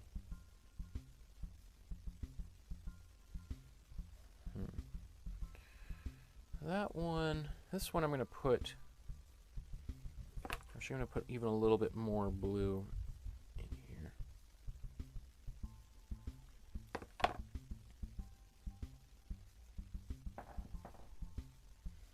And I'm just going to put this some of these darker areas. I know his wasn't quite well. I can always brighten this up a bit. But it's definitely darker in some places than he did. So you can see here's my local color was this one, the underpainting. And now I'm just adding a little bit of some darker paint into some of these shadowy areas.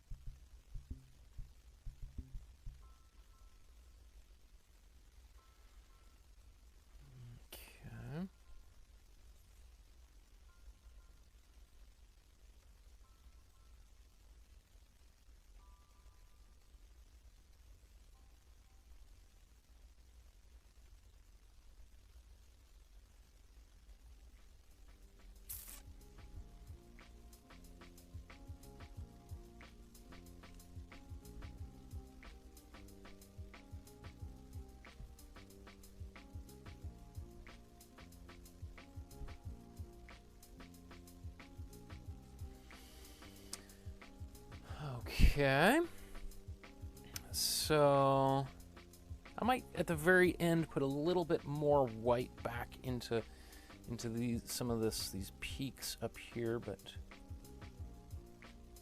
we'll see. And I don't want to. I'm going to keep on moving forward, which is what I would always suggest is don't get too absorbed into one area of the painting. You know, because the painting is going to change as we add more and more to it. And you don't want to come away feeling like, oh, I really like this. This is perfect. And then you work on it and we're like, all of a sudden this area I spent 2 hours on looks kind of funky now with all the other stuff around it. Ugh, I gotta go. So do a little bit here and then we'll come back and we'll keep on adding to it. So now let's do this ground down here. So this is a darker blue.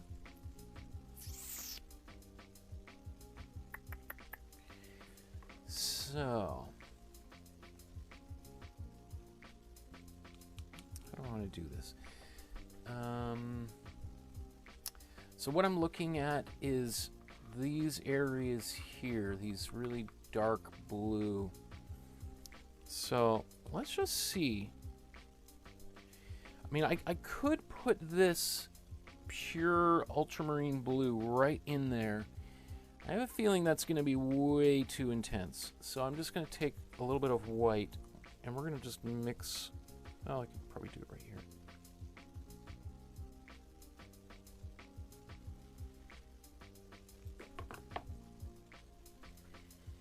Let's see what happens. Ooh, yeah. Look at that.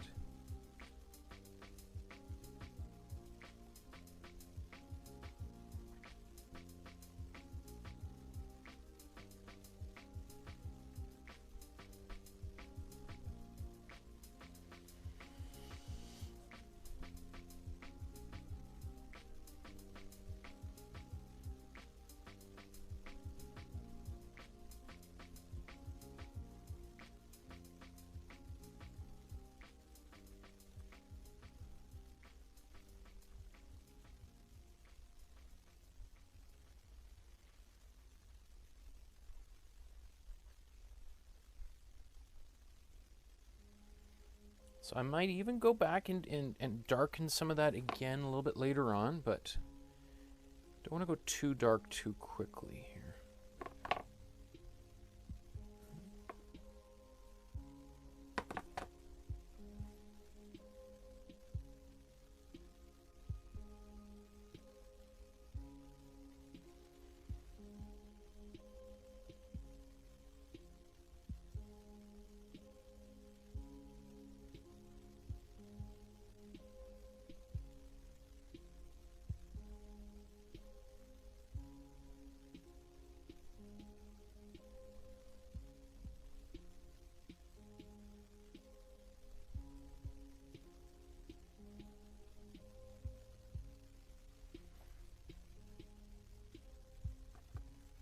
Do you feel like it's starting to come together? Can you see how that's starting to work?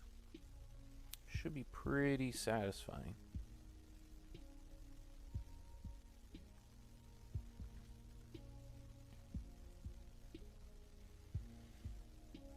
Okay. I think I'm gonna also, while I'm here, put a little bit of this same stuff down into the water, which again is it's a little bit hidden.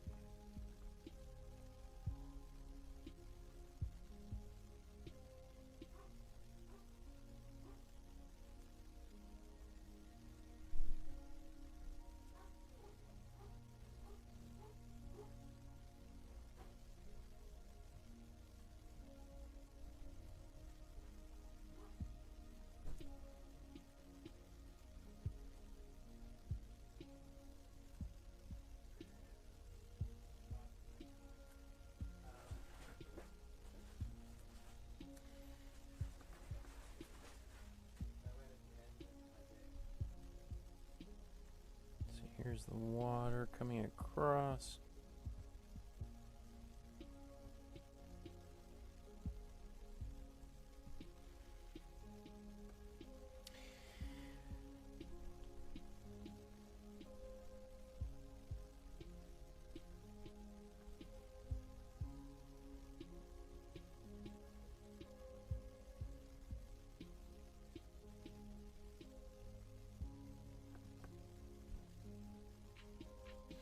I think I might get rid of the near shore that he had in here.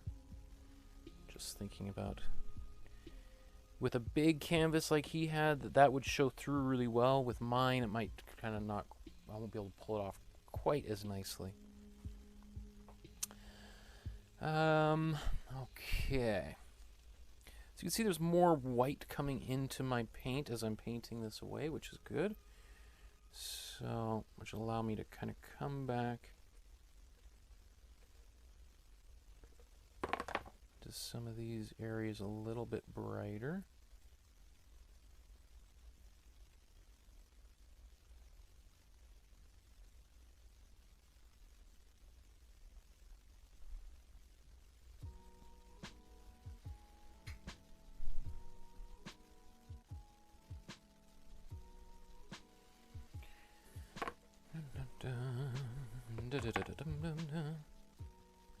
So I'm painting over all this green.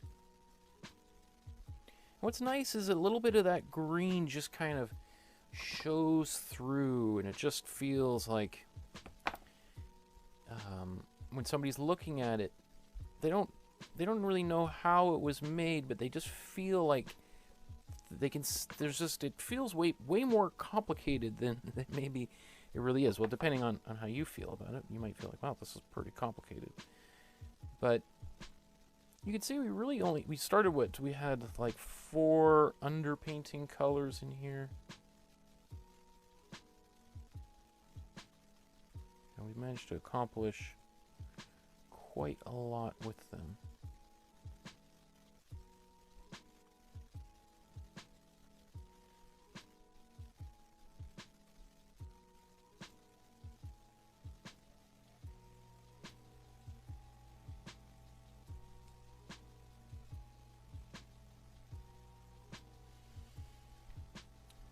Okay. Now, I feel like I want a little bit more white on some in here.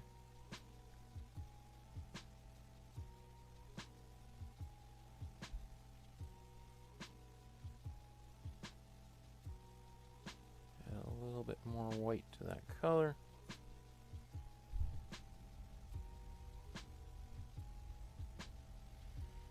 Brighten some of that up, including down in here.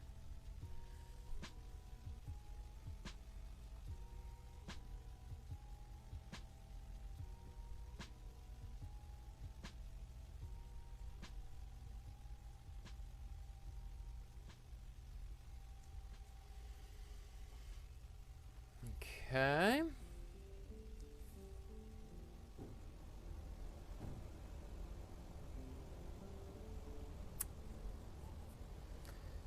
Now, okay, kind of going low on time here, so I don't want to... Obviously, I think you get some of the... You get the basic strategy if you wanted to really work in some of these details. You could do that. See, that's not really there. I don't know. A little bit too much white, but clearly it's getting a bit of the sun. Oops.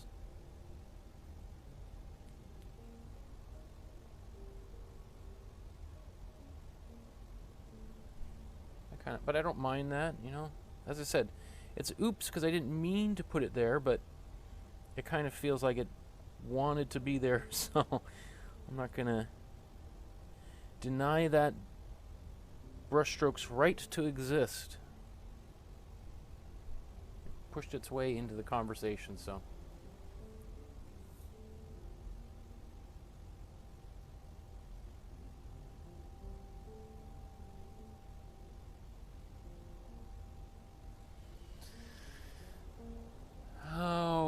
Okay.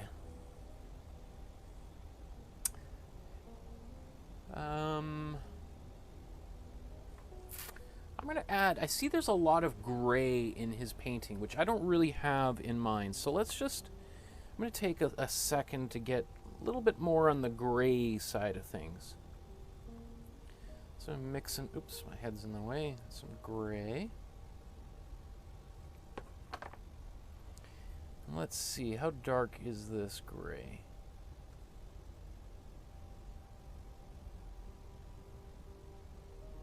Just gonna add a little bit of gray in some places here.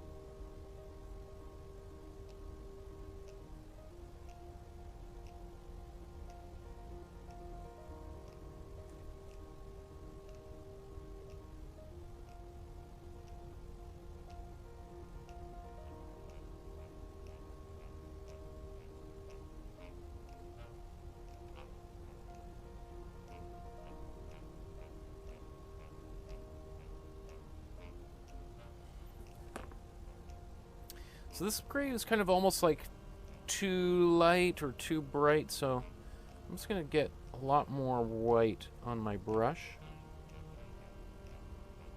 Still so white. So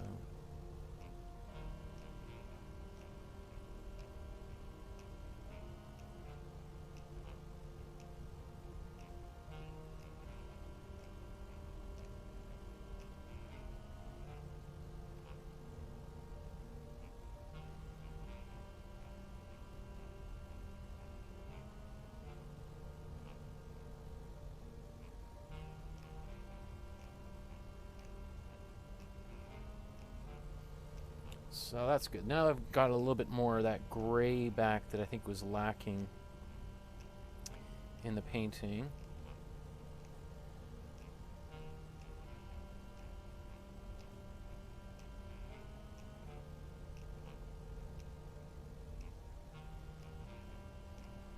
You notice I don't need a lot of it to make some like that. What that did is, I think, helped cool the painting down just a little bit because it was getting on the warmer purpley side of things. So adding a bit more of this just might make these look more like rocks than I don't know what they could, like part of a flower or something.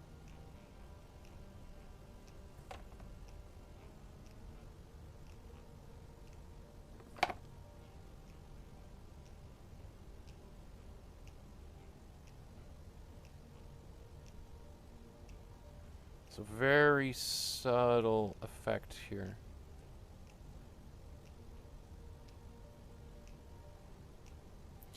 And it's kind of a little bit brighter now, but again, once it dries, it's going to fade a little bit. So it's always, that's another thing that you learn from as you paint, that the paint changes from its wet state.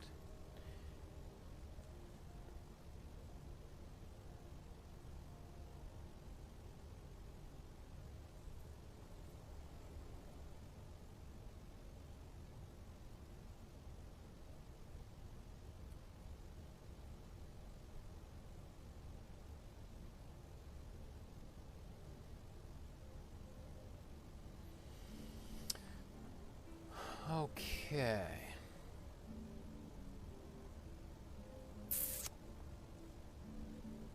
Feeling good. Let's do the opposite. Remember I was telling you I wanted to get some... I had some purples. Let's do this purple again, but we're going to make it much darker this time. So I'm going to mix the purple with the cool blue, or cool red, and the warm blue.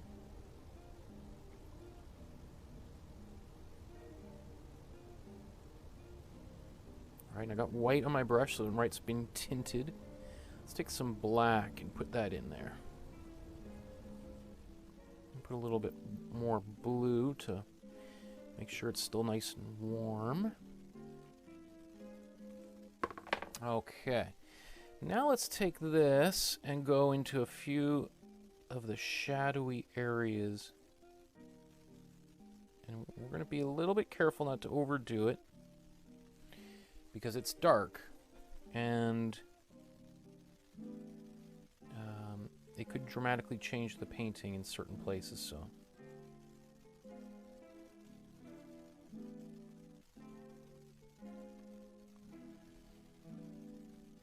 Like, you'll notice that darker stuff is definitely, in fact, this probably wasn't the best idea to put it right there in the middle, so I'm just gonna smudge it a little bit away with my finger so it's not so intense right there.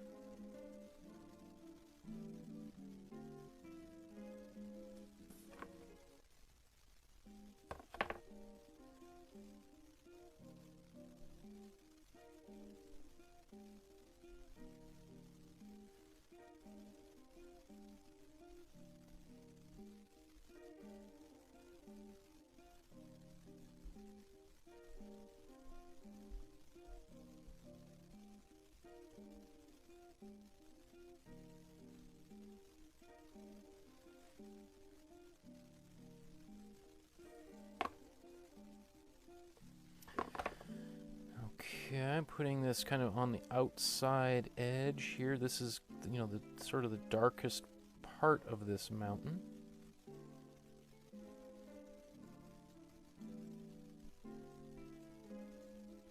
It's the furthest from the sun, so we would imagine it being the darkest. I just put a tiny bit of water on my brush just to help facilitate some of this painting.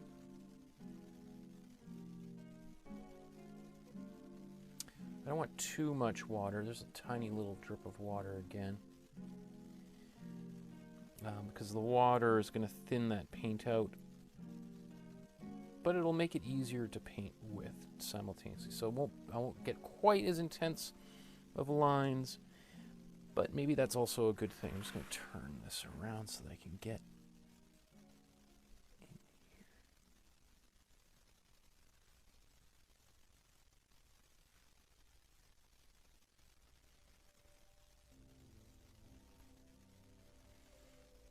This may also help get more of that iconic Harris quality of the outlining of some of these shapes and forms.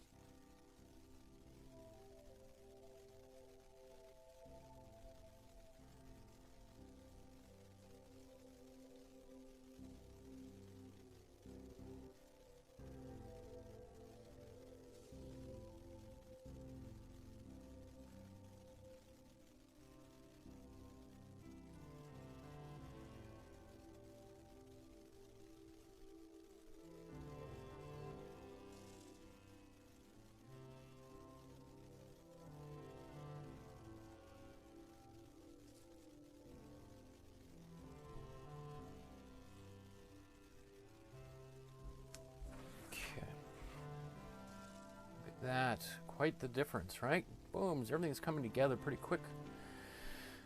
Okay, let's do a similar thing in, actually, yeah, because what we're going to do next is we'll do the same sort of thing, but, and we're going to now do these hills here, so. Clean my brush off. I think we're probably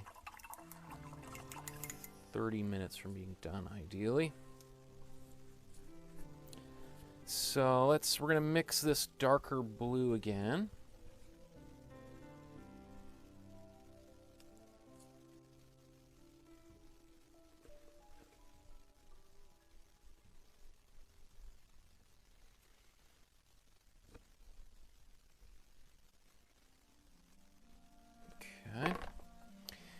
I'm going to take this. This is ultramarine blue with a little bit of white. Not much. Because these hills in the front, you know, it's kind of similar to the water, so it's going to get darker here in a second, but it's going to take it and kind of almost dry brush it in.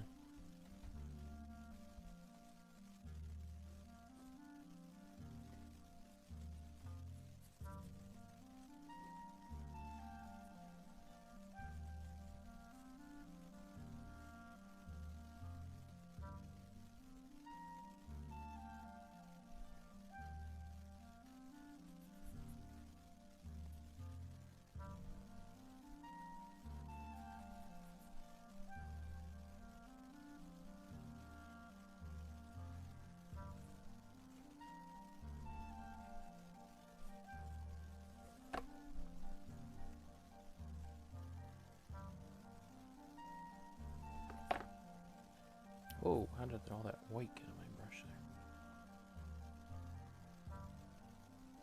there?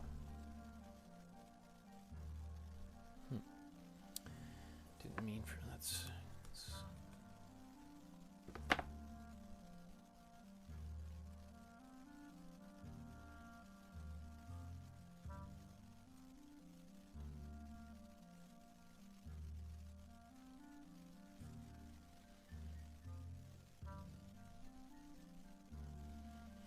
You know what? It looks like actually he's got some cool blue and warm blue mixed together.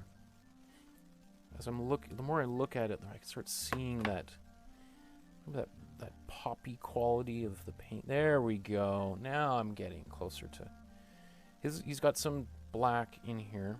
I'm just gonna put this down right quickly here.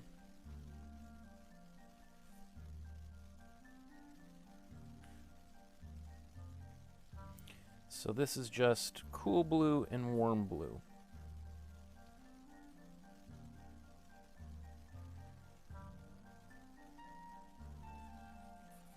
Nice, okay.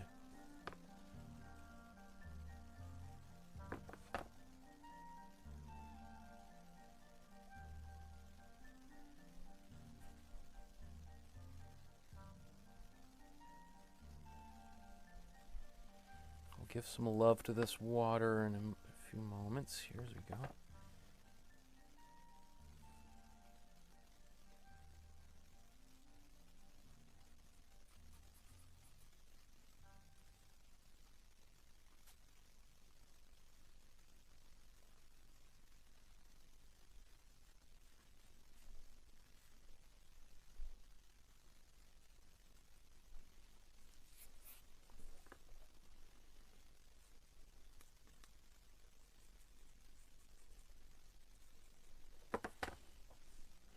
This is, I really like this color's kind of quite nice in the foreground. So it's got the nice kind of darkness of the ultramarine blue, and yet some of the kind of poppier qualities of the cerulean blue or cyan.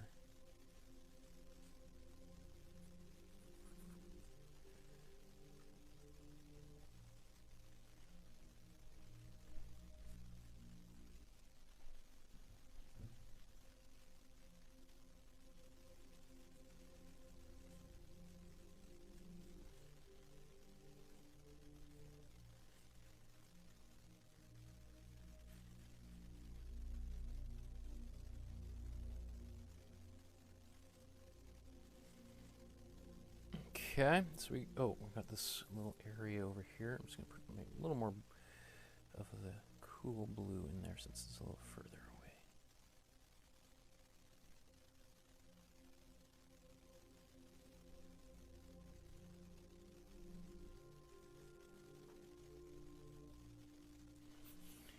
Okay, so I'm gonna darken this down a little bit. We'll put a little bit of black in here.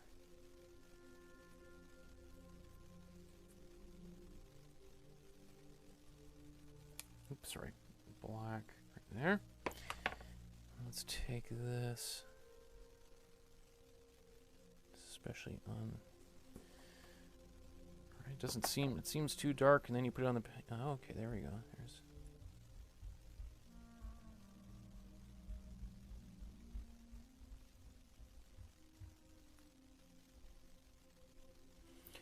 I've been doing so much work down on this part of the painting that the paint is not adhering very well, so I might just have to let this dry and come back to it.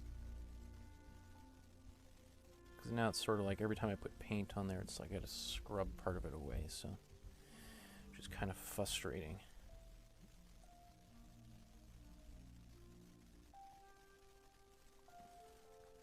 So I'm just gonna get as much paint in here that is required, and then touch it up a little bit later here after I do the sky.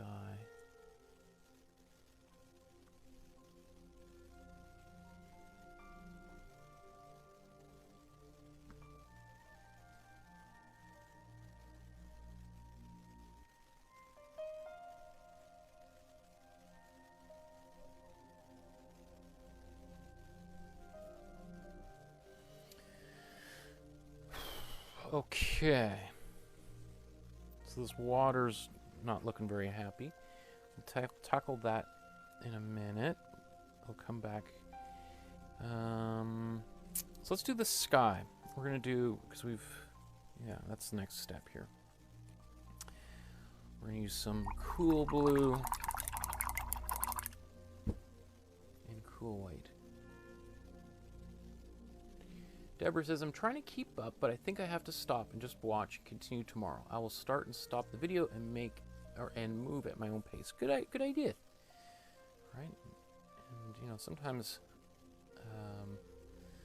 I realize a few things in the process of painting, like, oh, you know, and then you can kind of zip around back and forth and be like, oh, I realize he painted over this area or something, made some mistake there. So let's do the sky. And that's going to be mostly cool blue with, you know, we could brighten it up if we wanted. Let's take some of this cool blue. We'll need a little bit more. So previously we had cool blue with some gray, and it kind of gives us this kind of a little bit of a blah sky. So we could go quite radical with some real bright, with just the white and blue. That might make it still a little wild, right? And then it might compete with the rest of the painting. We don't want that.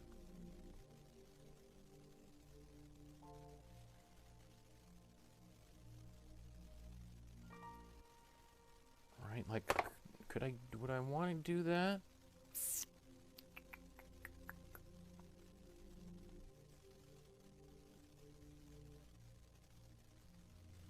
I kind of do like that. I like this. Okay, so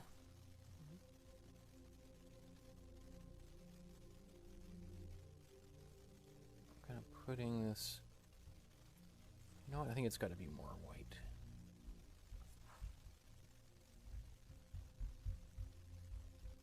You see me kind of mixing that color on the palette and then just attacking the canvas with it.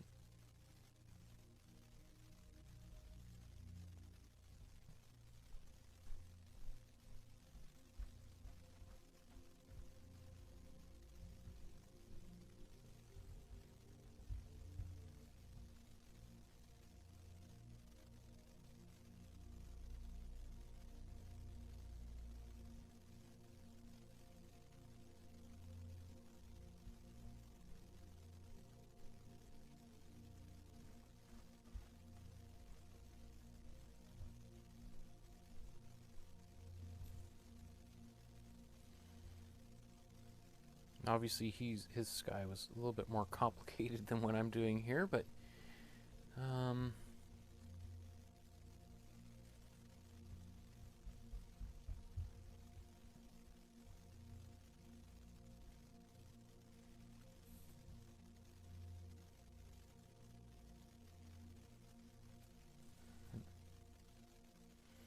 So what I was trying to do was get this diagonal coming right up through here, and I flubbed it a bit, so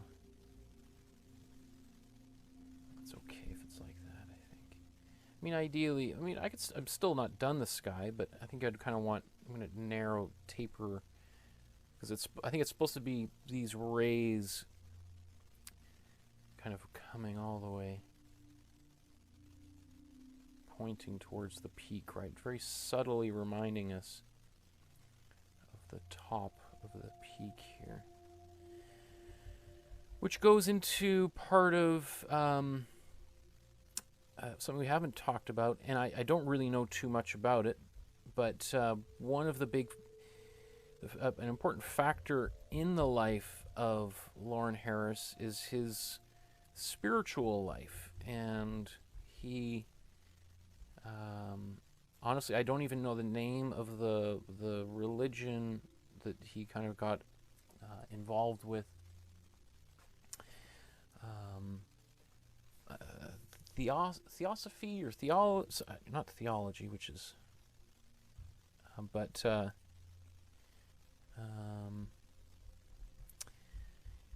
anyway, I think it's kind of an obscure kind of offset of Christianity that he got really into, and he started seeing his paintings, especially abstract paintings, as a way of sort of communicating some of those, some of the aspects of that religion, and you know, which is not unusual. There's many artists who want to use their art to communicate their the spiritual part of their lives. Not as common today than it was even during the time of Lawren Harris, but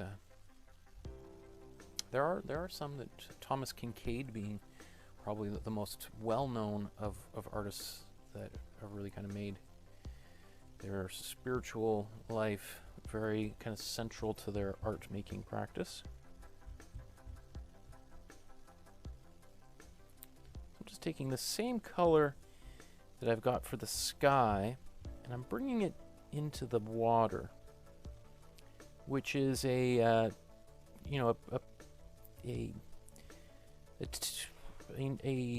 standard kind of painting trick, because obviously the sky or the water is going to reflect and mirror some of the sky.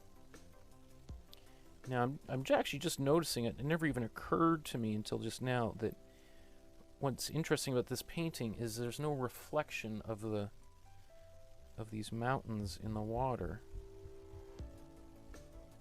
Not sure what you could put it in there. Typically, and I've drawn other paintings by him that do have a reflection in there.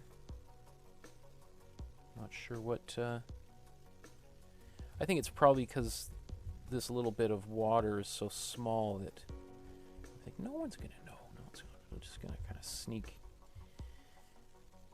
it out. I won't have to worry about it.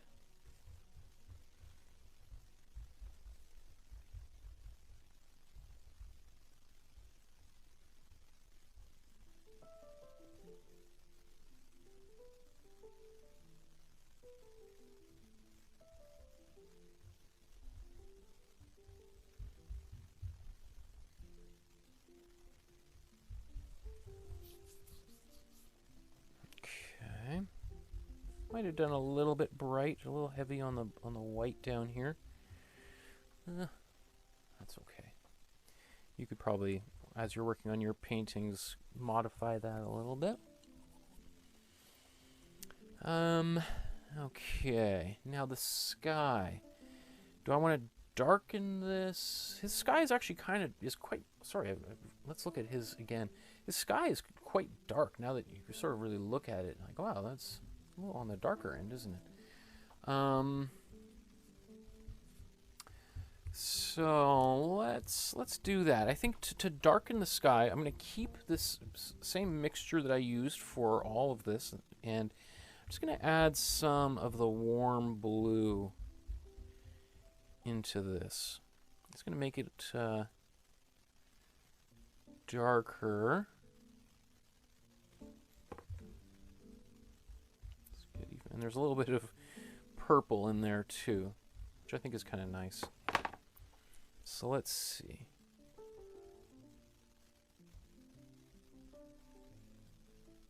I like that.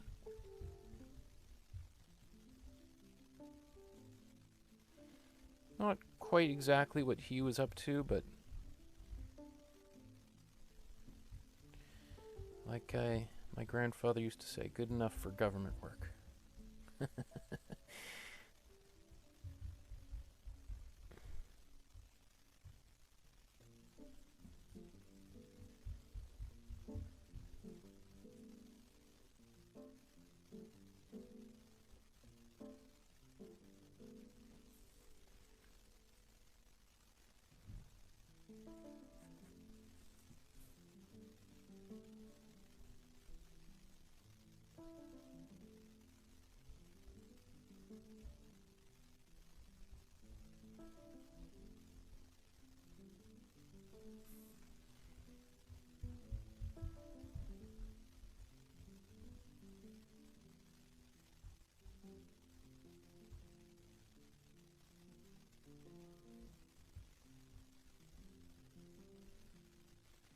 So now we're kind of outlining some of this, the part of the mountains up there. If you want to add a little bit of variation to kind of,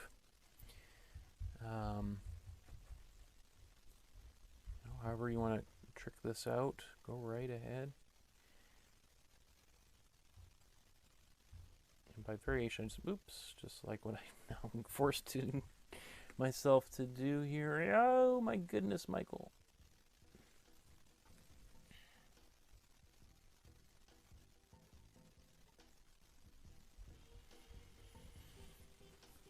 Okay, so to correct that, let's just kind of fudge that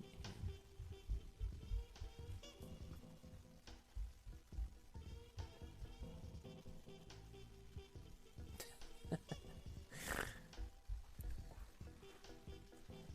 Alright, so it's a little, obviously I took a little notch out there, and that's what happens, you're painting away and the brush sometimes just wants to go in a different direction.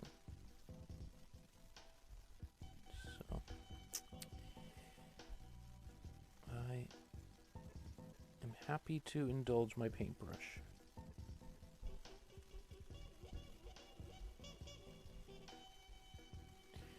As a reminder, if you're finding this helpful and you're enjoying it, you're painting along or you're just watching, sharing this video on your social media feed, telling your friends at work about it and how to find it.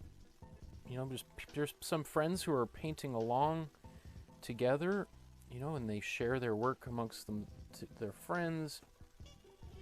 That's also really cool. I like hearing about, some family members are doing it. Somebody's in Calgary and somebody's in Toronto, and they get together every Tuesday and Thursday night and they paint along with me, and then they share their pictures. That is really cool. That's something that we weren't able to do before. So that's a way to invite your family into this activity you're doing, and you can just say, hey, you know what, I'm doing this thing. I've been doing it for the last few months. Why don't, during the Christmas break, we can all make a few paintings together. Oops, look at that. That's not supposed to be there. So let's get rid of it. Let's get a little more paint on here, and we'll just blend it right out.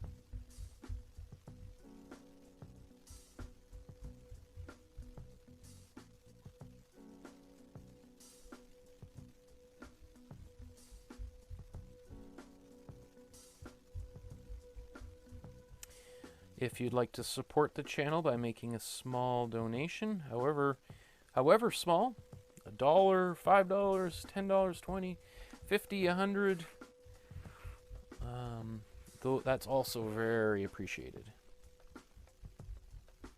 I bought the camera that's sitting here taking video of this right now with donations that I received while teaching my drawing class. That's pretty dark. Probably didn't want to go quite that dark, Michael, but I can lighten it up. I'm gonna paint this up here first. This will be another little test area.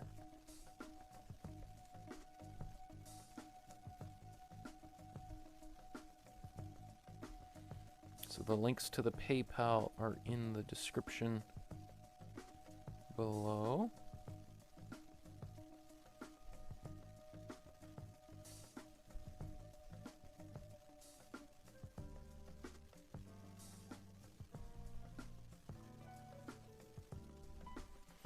And if you don't want to use PayPal, I don't want to post my email on here on YouTube because I get all sorts of crazy spam as enough already. But if you go to my Facebook page, which is the link to that is below, you can send me a direct message through Facebook or Instagram or Twitter and ask me. Actually, you know what? Now that I'm looking at that, do I mind that? That is different. That is very different than what he did. Can I live with it? That's the question you ask yourself. Very different. There's a lot of different stuff going on up there. What do I think about that? I've got another color that I could put right over there. Okay, so this is an instance, you know, when you're working on your painting where it's good. Actually, I kind of like that. It's pretty radical, but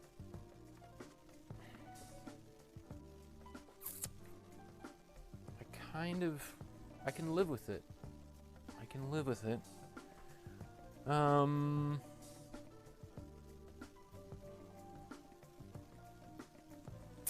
know what? I think I'm going to keep it. I'm actually going to darken this up here a bit. Oops. Just did the opposite.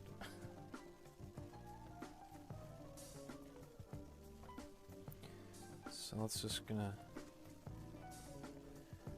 darken this stripe here.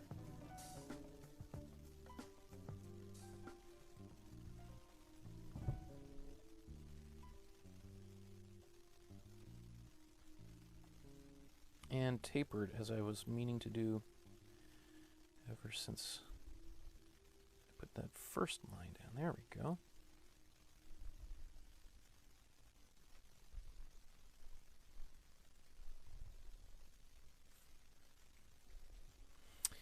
Yeah, so if you want to send me an e-transfer or whatever, send me a message through Instagram or Facebook, and I'll reply, and I'll give you my email, and that was another way of contacting me, because I know not everybody wants to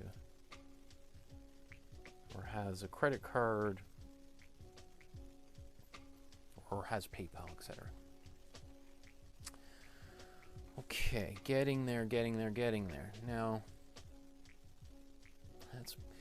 that's different. If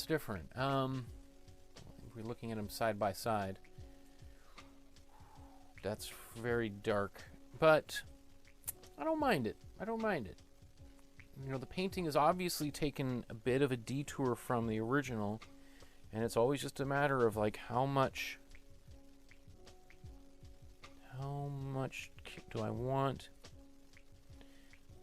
to, how closely, like how important is it for me to get close to this original?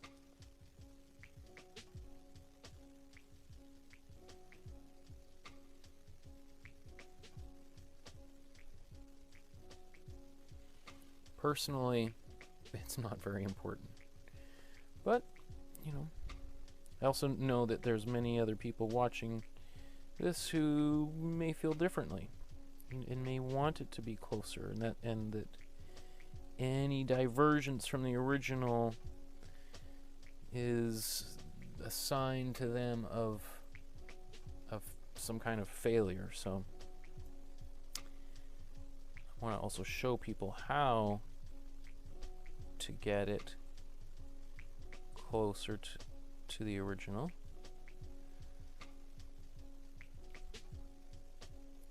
So right now I'm just putting in these waves or ripples in the water here. Again, taking some liberties. Trying to get a little bit of this purple that's in the sky in there.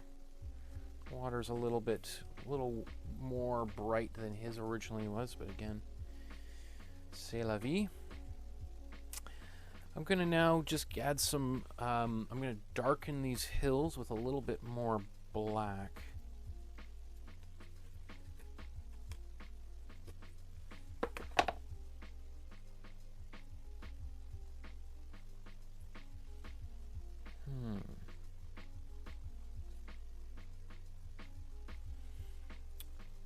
I think what I was about to do is this is going to go kind of gray black, but that, I don't know if I want any white in there because that the adding white to the picture also simulates atmosphere, right? The more white we would see in things, we would imagine them being further away, just as the fog, the particles of air, right? So generally, I kind of want to avoid getting too much gray or white in the direct foreground because it's going to dilute things and give too much atmosphere. So I'm going to want more just cool blue and black. Oh, that's too much blue.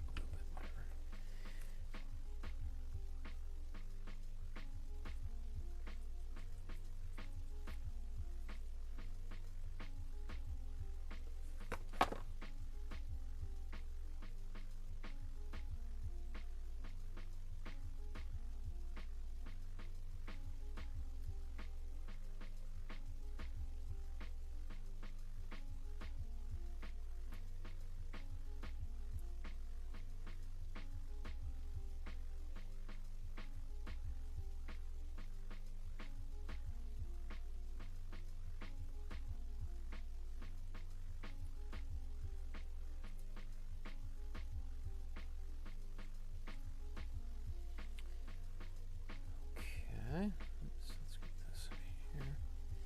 Same sort of thing. Oop, that's too much black. Scrub it out with more blue.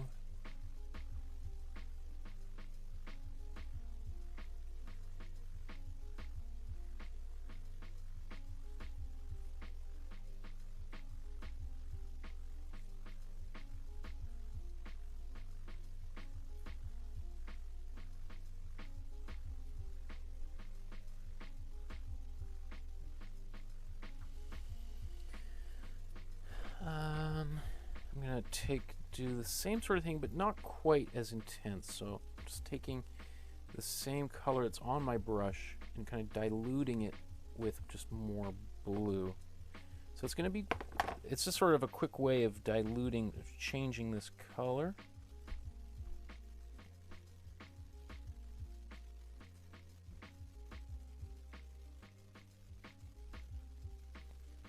Get a little bit of water on my brush to help the brushability factor. Slightly smoother edges.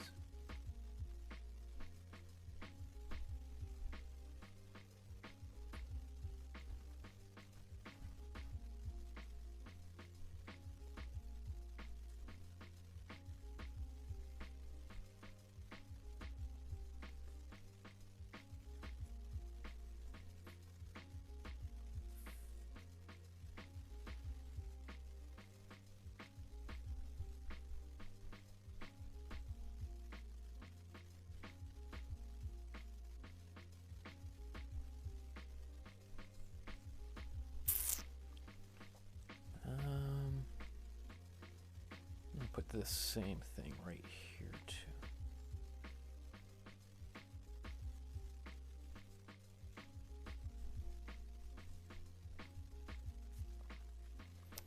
And then I'm going to go a little bit darker on the top here.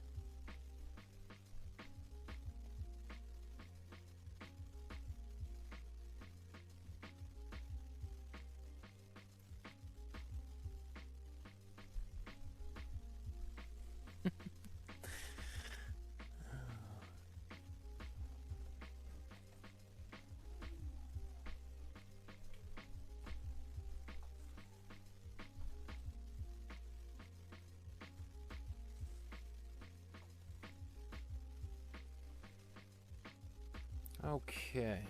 Oh, where did that... Is this dripping here? Ah! Drop of water right in the middle of the top of the painting. So I might have to adjust this color after all.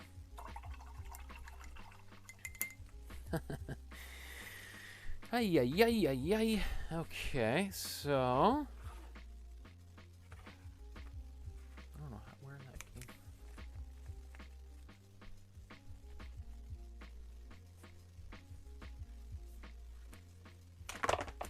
Just move this temporarily out of the way.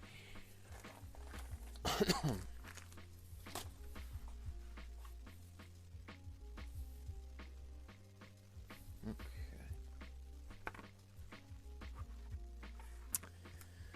So I'm going to try to touch that up, which is tough because I've moved on from that color. Let's see.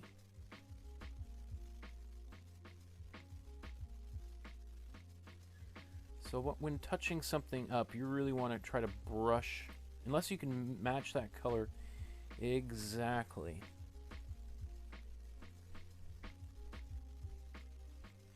Try to spread that paint out around.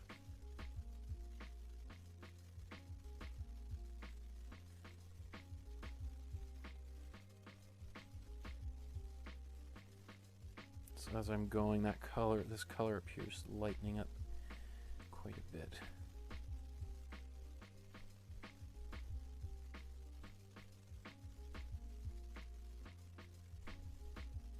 So you see what I'm saying? Sometimes, you know, it's like, okay, I made this too dark, and okay, I just gotta have to live with it, or I kind of like it, and then something happens, you drop a little bit of paint somewhere in the right in the middle of the canvas, and you're like, okay, well, that solves that question. I am going to have to do something there. So it's not really noticeably different, you know, very much, but it is slightly different, a little bit brighter, which I think actually works kind of well.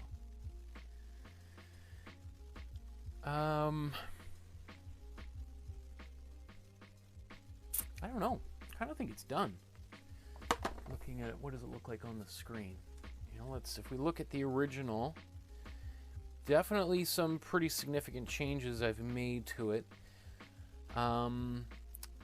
Probably in the sky, like those are, I mean, that's quite, but I like the way that looks. Again, I always have to think to myself, this painting has to exist on its own, you know, and I think on its own that works pretty good. Right? Okay. So, I'm going to sign this here.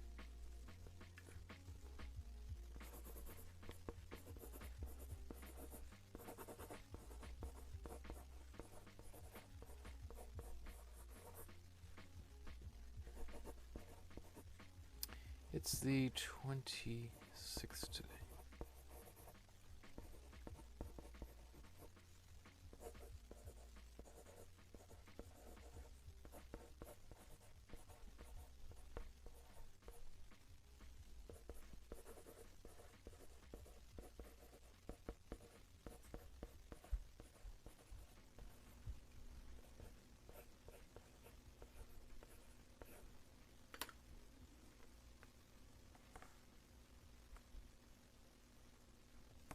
What is this?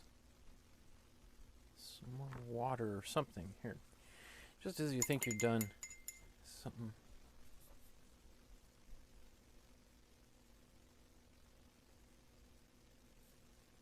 Okay. I better let it go before more nutty stuff starts to happen. So, that was really exciting. I'm so happy to have finally made a Lawren Harris painting. Is it exactly like the original? Of course not. His painting took him weeks and weeks to do. Mine took 2 hours to do, pretty much on the button. Okay. So, ladies and gentlemen, thank you so much for watching another one of these episodes. Join us on Saturday, this Saturday, just a few days from now, where I'm going to be talking about all the great artwork that you guys have made, both reproductions of the paintings that I've been doing as you follow along, but also the paintings you guys have made on your own time, in your spare time, that have used some of the lessons that we've learned together. So that's, I mean, you're going to be blown away to see what people just like you have done. And those of you that are just watching, you might get so inspired to start and go all the way back to the first one and start actually mixing and painting along with me as well.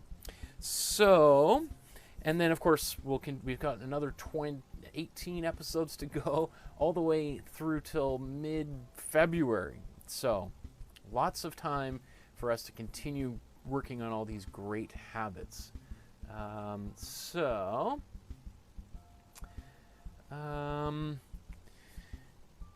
I forgot to mention a little bit about Lawren Harris's life, why his life was a little bit scandalous. He married one of his good friend's wives, which was back in the 1950s, 40s, I think, when that happened. Was quite the scandalous thing to do, which some people say was one of the reasons why he left Toronto and moved to Vancouver. Literally went to the other side of the country to get away, because he was like a main guy in the Toronto society, you know, from a very wealthy family, and you know, was a part of those kind of high society circles. Marrying your best friend's wife, you know, and divorce at that time was quite a scandal. If you've been watching The Crown on Netflix, you'd know what I'm talking about. Great show, by the way. My wife and I are just about done season 1. That's what we'll be doing later on tonight. Anyway, speaking of, so that was a big scandal, and being a kind of a major figure in the art world in all of Canada, I think he thought or felt, maybe he was even told, like, get out of town, you're not welcome. So he moved to Vancouver.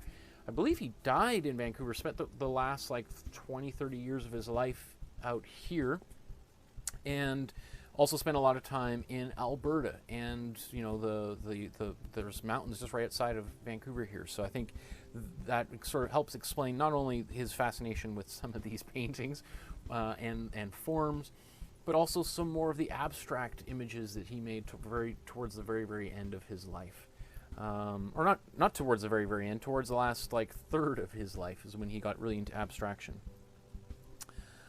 Was there anything else I wanted to say about Lawren Harris? I don't think so. I think we'll be talking a little bit about some other group of 7 artists as well a little bit later on in another month from now.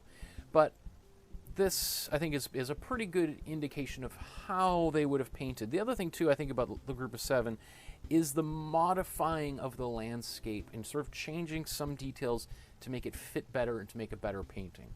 Which is maybe not, I think, one thing. I think people think they were really trying to paint exactly what they saw.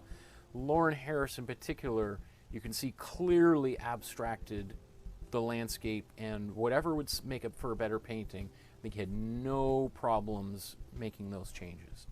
Anyway, thank you so much, everybody, for tuning in, watching another one of these episodes. Please like and subscribe to the channel so you'll find out about all the new the next 18 episodes that we'll do.